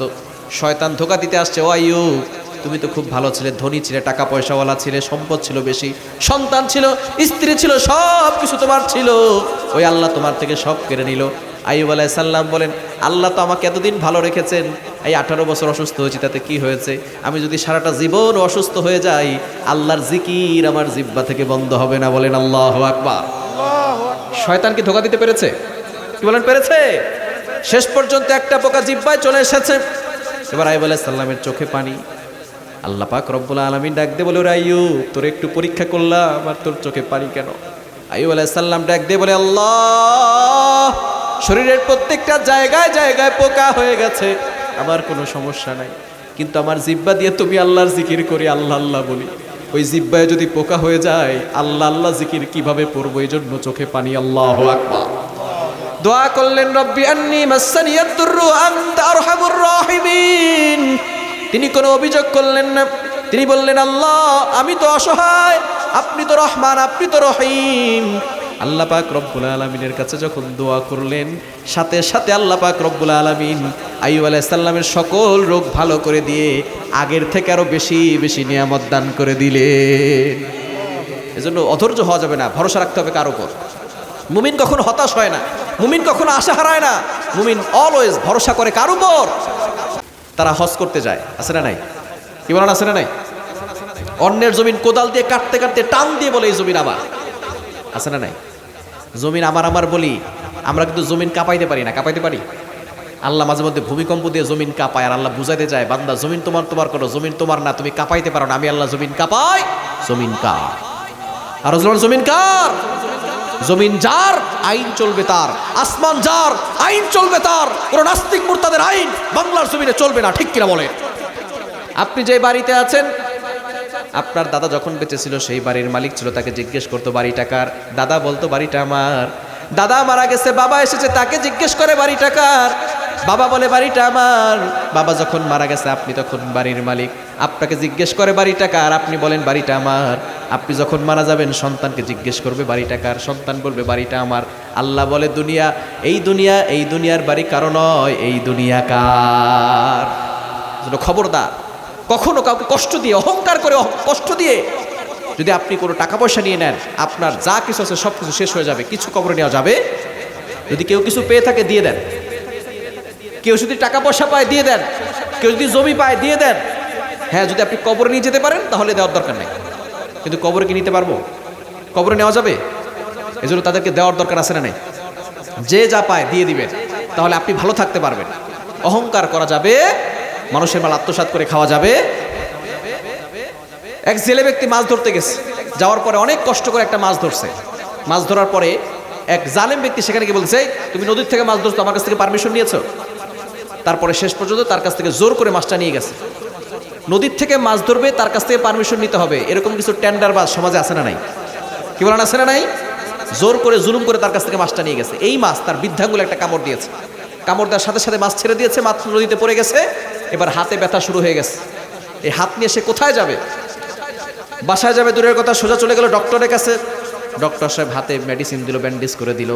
পরের দিন সকালবেলা আবার হাজির ডাক্তার সাহেব, কি চিকিৎসা দিলেন? ব্যথাই তো কমলো না। এবার ডক্টর সাহেব ব্যান্ডেজ খুলে দেখে হাতের যে কন্ডিশন, আঙ্গুল কাটতে হবে, আঙ্গুল না কাটলে ভাইরাস হাতে প্রবেশ করবে। অনেক পরীক্ষা নিরীক্ষা করার পরে আঙ্গুল কাটলো। ডক্টর বলেছে আগামীকাল বিকাল আবার দেখা করবেন। বিকাল দূরের কথা, সকালবেলা আবার হাজির ডাক্তার সাহেব, কি চিকিৎসা দিলেন? ব্যথাই তো কমলো না। ডক্টর সাহেব ব্যান্ডেজ খুলে দেখে হাতের যে কন্ডিশন, হাত কাটতে হবে কবজি পর্যন্ত। এই হাত যদি কবজি পর্যন্ত না কাটেন, হাতের ভাইরাস এই হাতে প্রবেশ করবে। এবার হাত কাটতো কবজি পর্যন্ত। আগামীকাল আবার বিকালে দেখা করবেন। সকালবেলা হাজির ডক্টর সাহেব, কি চিকিৎসা দিলেন? ব্যথাই তো কমে না। ব্যান্ডেজ খুলে দেখে হাতের যে কন্ডিশন, এবার হাত কাটতে হবে কোনোই পর্যন্ত, আর না হলে এই ব্যথা ভাইরাস শরীরে প্রবেশ করবে। অনেক পরীক্ষা নিরীক্ষা করার পরে হাত কাটলো, কোনোই পর্যন্ত, ব্যথা তো কমেই না, শুধু বাড়তেছে। ডক্টর সাহেব জিজ্ঞেস করে, বলেন তো এই ব্যথা কোত্থেকে শুরু হয়েছে? লোকটা বলতেছে, এক জেলে ব্যক্তি কষ্ট করে অক্লান্ত পরিশ্রম করে একটা মাছ ধরেছে, হক ছিল তার, জুলুম করে নিয়ে গেছে আমি, সেখান থেকে মাছে কামড় দিয়েছে আর ব্যথা শুরু হয়ে গেছে। ডক্টর সাহেব বলে, সমস্যা এইখানে নয়, সমস্যা ওইখানে। এবার খোঁজা শুরু করেছে, জেলে ব্যক্তি কোথায়, জেলে ব্যক্তি কোথায়? অনেক খোঁজাখুঁজি করার পরে জেলে ব্যক্তিকে খুঁজে পেল। বাবা তুমি কি বলছো, সত্যি করে বলো। হাত কাটলাম, আঙ্গুল কাটলাম, কবজি কাটলাম, কোনোই পর্যন্ত কাটলাম, ব্যথা তো কমে না। লোকটা বলতেছে, আমি তো তেমন কিছু বলি না, তুমি কিছু একটা বলেছো যার কারণে আমার ব্যথা চলে যাচ্ছে না, ব্যথা শেষ হচ্ছে না, এই ব্যথার যন্ত্রণা মনে আমি দুনিয়া থেকে বিদায় নিব, কি করছো তুমি বলো। লোকটা বলতেছে, আমি তেমন কিছু বলি নাই, যখন তুমি আমার কাছ থেকে মাছ নিয়ে গিয়েছিলে তখন আমি আকাশের দিকে তাকিয়ে আল্লাহকে বলেছিলাম, আল্লাহ সে তার ক্ষমতা দেখাইছে, তুমি তোমার ক্ষমতা দেখাও।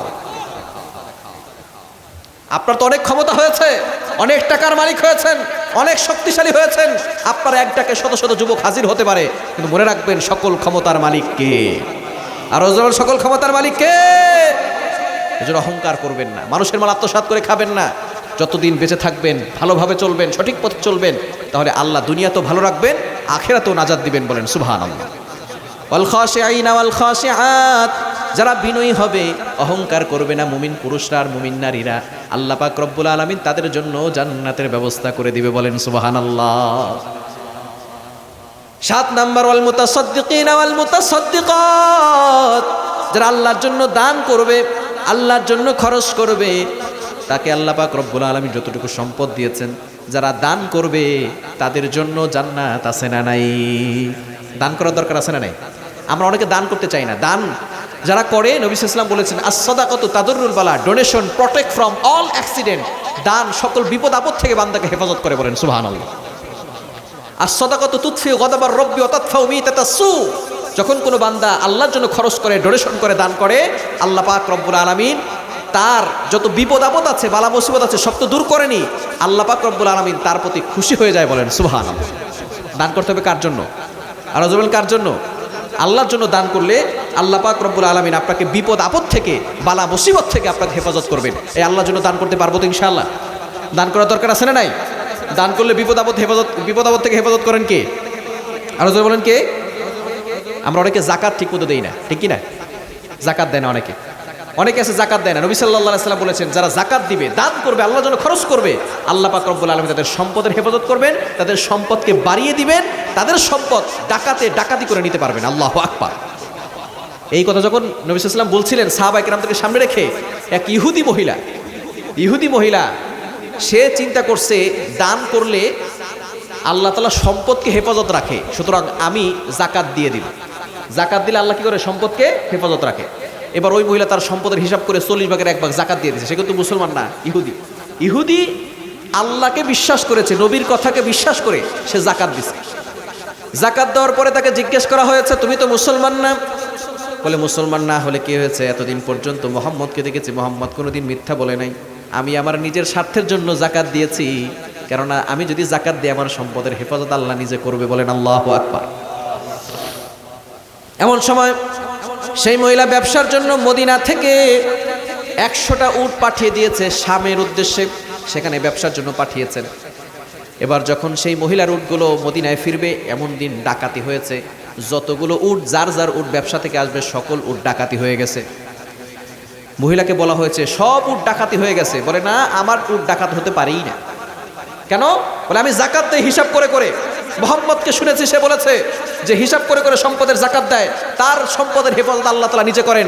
আমি তো হিসাব করে জাকাত দিয়েছি, আমার সম্পদের হেফাজত আল্লাহ করবে। যদি আমার উট ডাকাতি হয়, মুহাম্মদের কলার ধরে জিজ্ঞেস করব, কেন আমার সম্পদ ডাকাতি হলো? আমি তো জাকাত দিয়েছি। তবে আমার বিশ্বাস, মুহাম্মদ কোনোদিন মিথ্যা কথা বলে না, আমার উট ডাকাতি হতে পারে না। বলেন আল্লাহু আকবার। ইহুদি মহিলা মুসলমান হয় নাই, তার বিশ্বাস এমনভাবে হয়েছে যে মুহাম্মদ কোনোদিন মিথ্যা কথা বলে না। মুহাম্মদ যেহেতু বলেছে, মুহাম্মদের আল্লাহ আমার উটকে হেফাজত করুন। এই কথা বলতে না বলতেই দেখে তার 100টা উট একটা একটা করে সব মদিনায় প্রবেশ করেছে। বলেন আল্লাহু আকবার। সবাই অবাক হয়ে গেল, তোমার উট কিভাবে মদিনায় প্রবেশ করলো? এবার কাফেলার লোকদেরকে জিজ্ঞেস করেছে, সব উট ডাকাতি হলো, তোমাদের উট ডাকাতি হয় নাই কেন? যে সর্দার ছিল সে বলতেছে, উটের একটা সামনে যে উটটা থাকে, সেই উটটা থাকে রাহাবার উট। এই উটটা যেদিকে যায়, পিছনে সবগুলো উট সেদিকে যায়। এটা হচ্ছে উটের চলার নিয়ম। বুঝতে পারছেন? উটের সামনের উটটা সে হচ্ছে রাহাবার উট, পথ প্রদর্শক উট। এই সামনের উটটা যেদিকে যাবে, উট সব তার পিছনে পিছনে সেদিকে যায়। এটা হচ্ছে উট চলার নিয়ম। তো এবার কাফেলার একজন লোক বলতেছে, যেই এলাকায় ডাকাতি হয়েছে সেই এলাকায় যাওয়ার আগে আমাদের রাহাবার উট যেটা ছিল, সেই উটের পায়ে একটু ব্যথা পেয়েছে, সেই উট বসে পড়েছে, পিছনের সকল উট বসে পড়েছে। যার কারণে ডাকাতি যখন সে ডাকাতরা চলে গেছে, তখন ওই উটের পা ভালো হয়েছে, সেই রাহাবার উট দাঁড়াইছে, সকল উট দাঁড়াইছে, তারপরে সে এক এক করে মদিনায় চলে এসে বলেন আল্লাহু আকবার। ইহুদি মহিলার সাথে সাথে ডাক দিয়ে বলে, এই উটের পায়ে ব্যথা আল্লাহ করে দিয়েছেন, যার কারণে রাহাবার উট বসে পড়েছে, সকল উটগুলো বসে পড়েছে, সুতরাং আমার সম্পদের হেফাজত আল্লাহ করেছেন। আমি হিসাব করে করে জাকাত দেই, আজকে থেকে শুধু জাকাত নয়, এই ইসলামটাকে কবুল করে নিলাম। বলেন আল্লাহু আকবার। সুতরাং সেই জাকাত আল্লাহর জন্য দেওয়ার দরকার আছে না নাই? দান আল্লাহর জন্য করার দরকার আছে না নাই? করতে পারবো তো ইনশাআল্লাহ। আল্লাহর জন্য খরচ করবেন, আল্লাহর জন্য ডোনেশন করবেন, আল্লাহর জন্য খরচ করবে যারা, জান্নাত পাবে তারা। বলেন সুবহানাল্লাহ। ওয়াল মুতাসাদ্দিকিনা ওয়াল মুতাসাদ্দিকাত ওয়াস সাইমিনা ওয়াস সাইমাত, যারা রোজা রাখবে, রোজা রাখার দরকার আছে না নাই? আছে না নাই? ইয়াং পিপলরা নফল রোজা বেশি বেশি রাখবেন। হয়তো বিয়ে নয়তো রোজা, গুনাহ করা যাবে না। হয়তো বিয়ে নয়তো রোজা, গুনাহ করা যাবে না। ইয়াং পিপলরা বিশেষ করে গোপন গুনাহ করে বেশি। আপনি যখন রোজা রাখবেন, পেটে যখন ক্ষুধা থাকবে তখন গুনাহ করতে মনে চাইবে না, ঠিক না? পেটে ক্ষুধা থাকলে গুনাহ করতে মনে চায়, কি বলেন? গুনাহ করতে মনে চায়। এর জন্য নবী সাল্লাল্লাহু আলাইহি ওয়াসাল্লাম প্রেসক্রিপশন দিয়েছেন, ইয়া মাশারাশ শাবাব, হে যুব সম্প্রদায়, ইয়া মাশারাশ শাবাব মান ইসতাতা মিনকুমুল বাআতা, হয়তো তোমরা রোজা রাখবে যদি সামর্থ্য থাকে, আর যদি সামর্থ্য না থাকে ফাল্যাতাযাওয়াজ, তাহলে তুমি রোজা রেখে দাও। এই রোজা তোমাকে সংযত করবে, হারাম কাজ থেকে তোমাকে বাঁচাবে। সুতরাং যুবক ভাইরা যারা আছো, হয়তো বিয়ে করবে নয়তো রোজা রাখবে, করা যাবে তো ইনশাআল্লাহ। 8 নাম্বার হচ্ছে ওয়াস-সাইমিনা ওয়াস-সাইমাত, এবং 9 নাম্বার হচ্ছে ওয়াল হাফিদিনা ফুরুজাহুম ওয়াল হাফিজাত, যারা তাদের লজ্জাস্থানকে হেফাজত করবে।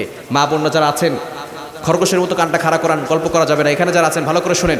9 নাম্বার ওয়াল হাফিজিনা ফুরুজাহুম ওয়াল হাফিজাত, ওই সকল মুমিন নর এবং মুমিন নারী যারা তাদের লজ্জাস্থানকে হেফাজত করে।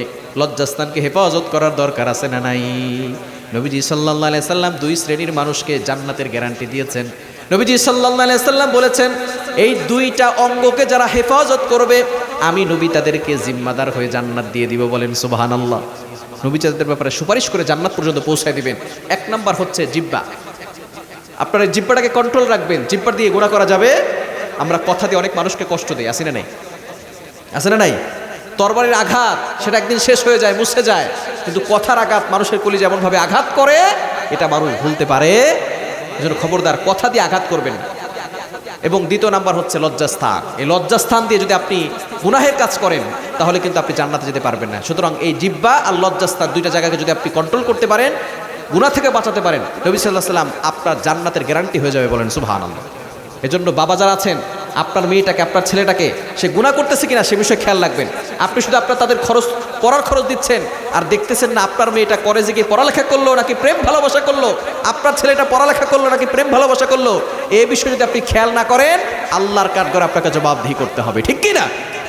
এজন্য সন্তানদেরকে কোরআন পড়া শিখাবেন, সন্তানদেরকে ধর্মীয় শিক্ষা দিবেন, সন্তানদেরকে কোরআনের শিক্ষা দিবেন।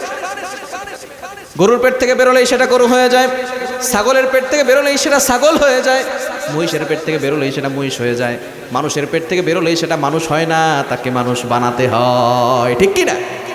ভালো করে শুনেন, অভিভাবক যারা আছেন ভালো করে শুনেন। আল্লাহ পাক রব্বুল আলামিন তার পরিচয় দিয়েছেন 27 নম্বর পারার 10 নম্বর পৃষ্ঠার 10 নম্বর লাইনের একটি সূরা হচ্ছে সূরাতুর রহমান। আল্লাহ পাক রব্বুল আলামিন এখানে তার পরিচয় দিয়েছেন।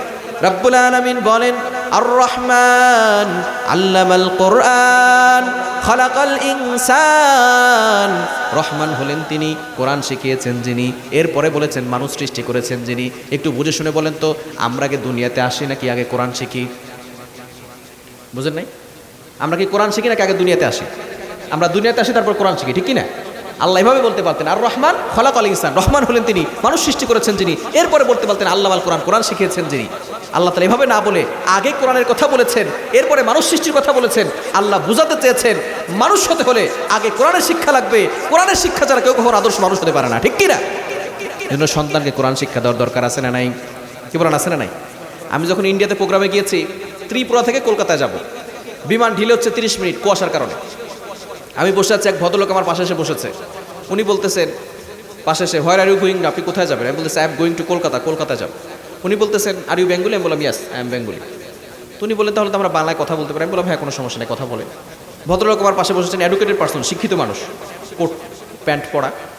তো কথা বলতে বলতে এক পর্যায়ে আমরা বিমানে উঠেছি, উনি আমার পাশেই বসেছেন। উনি বলতেছেন, হুজুর ইফ ইউ ডোন্ট মাইন্ড, যদি কিছু বলে না করে একটা প্রশ্ন করতে পারে? আমি বললাম, হ্যাঁ, কোনো সমস্যা নেই, বলেন। উনি বলতেছেন, হুজুর আনসিং ইজ নাথিং, যেটা দেখি না সেটা বিশ্বাস করি না, আপনারা তো আল্লাহকে দেখেন না, বিশ্বাস করেন কেন? এই প্রশ্ন আপনার সন্তানকে করবে। ডক্টর বানাচ্ছেন, বানান, আমাদের কোনো আপত্তি নেই। বিজ্ঞান পড়াচ্ছেন, পড়ান, আমাদের কোনো আপত্তি নাই। আপনার সন্তানকে ইঞ্জিনিয়ার বানাবেন, আমাদের কোনো আপত্তি নেই। আমি বলছি না আপনার সন্তানকে হাফেজ বানাতে হবে, মাওলানা বানাতে হবে, মুফতি বানাতে হবে, নো।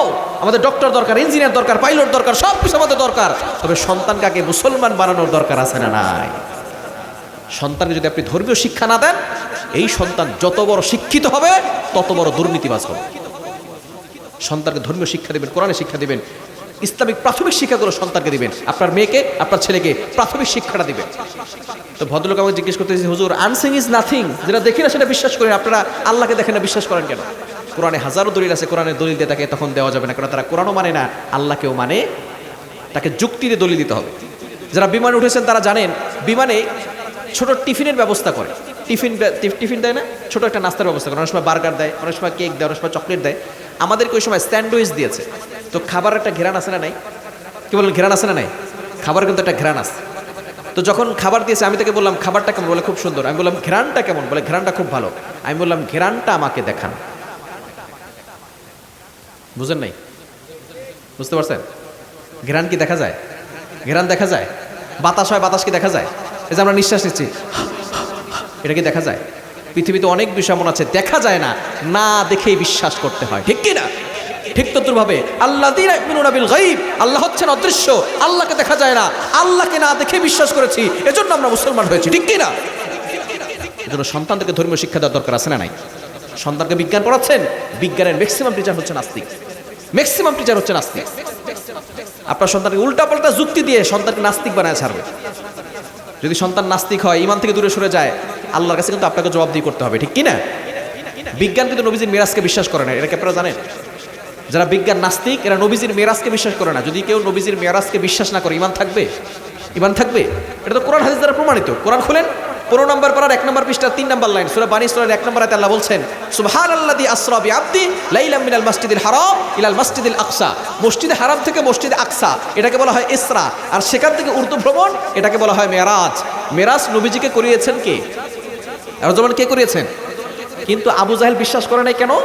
তখন মসজিদে হারাম থেকে অর্থাৎ কাবা শরীফ থেকে মসজিদে আকসায় যেতে 40 দিন সময় লাগতো। 40 দিন 80 দিনের রাস্তা।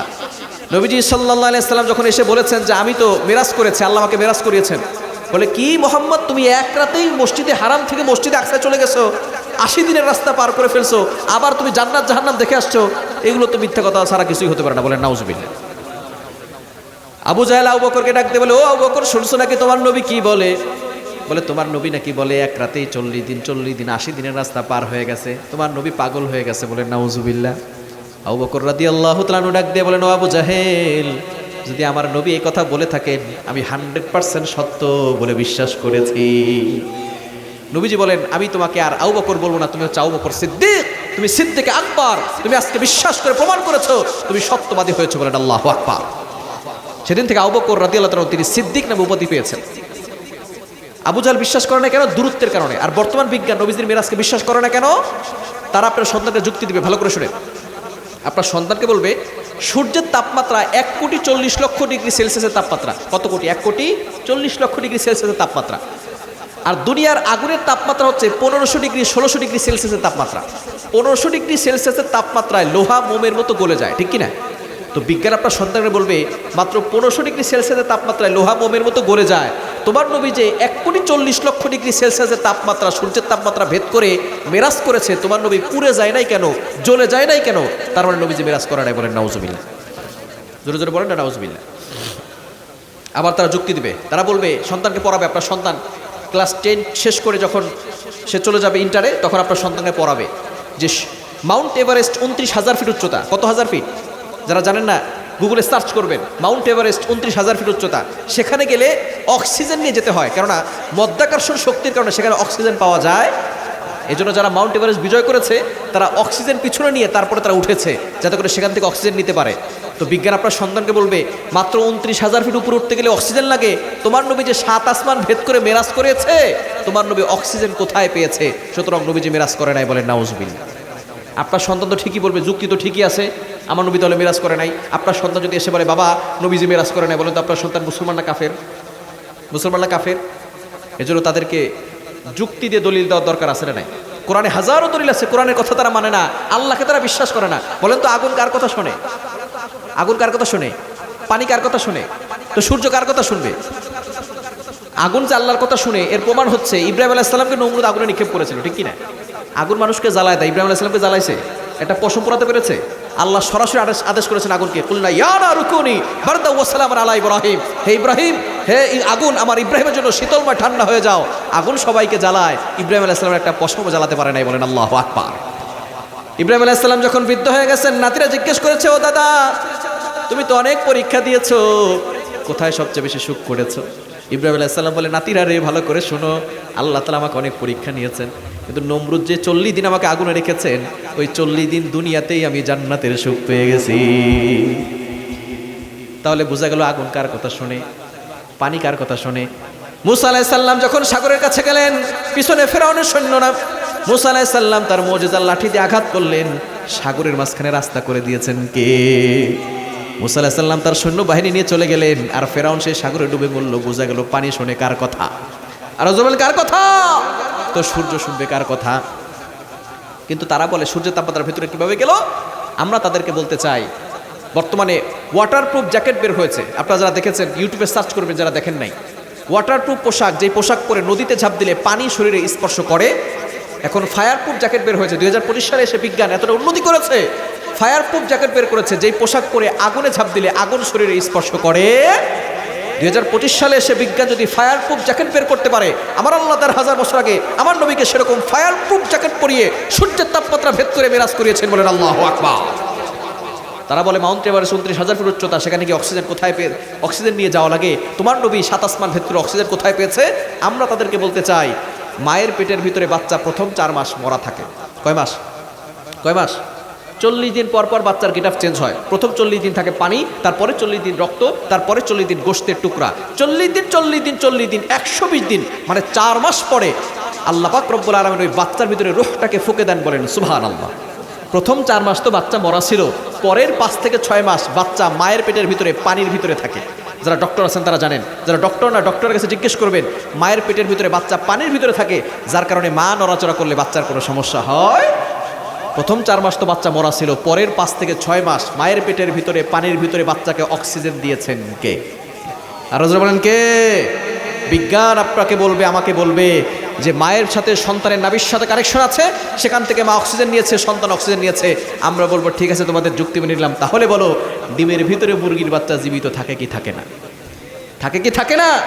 ডিমের ভিতরে মুরগির বাচ্চাকে অক্সিজেন দিল কে? যে আল্লাহ ডিমের ভিতরে মুরগির বাচ্চাকে অক্সিজেন দিতে পারেন, যে আল্লাহ মায়ের পেটের ভিতরে পানির ভিতরে 5 থেকে 6 মাস ছোট্ট বাচ্চাটিকে অক্সিজেন দিয়ে বাঁচিয়ে রাখতে পারেন, সে আল্লাহ 29,000 ফিট নয় 7 আসমান ভেদ করিয়ে অক্সিজেন দিয়ে মেরাজ করিয়েছেন, বলেন আল্লাহু আকবার। এজন্য সন্তানদেরকে সঠিক শিক্ষা দেওয়ার দরকার আছে না নাই? আদর্শ সন্তান করার দরকার আছে না নাই? সন্তানকে সঠিক শিক্ষা দিবেন, দিনের শিক্ষা দিবেন, ধর্মীয় শিক্ষা দিবেন, তাহলে এই সন্তান কিয়ামতের ময়দানে আপনার জন্য সুপারিশ করবে, মরার পরে আপনার জন্য দোয়া করবে, আপনার কবর আযাব আল্লাহ তাআলা মাফ করে দিবে, বলেন সুবহানাল্লাহ।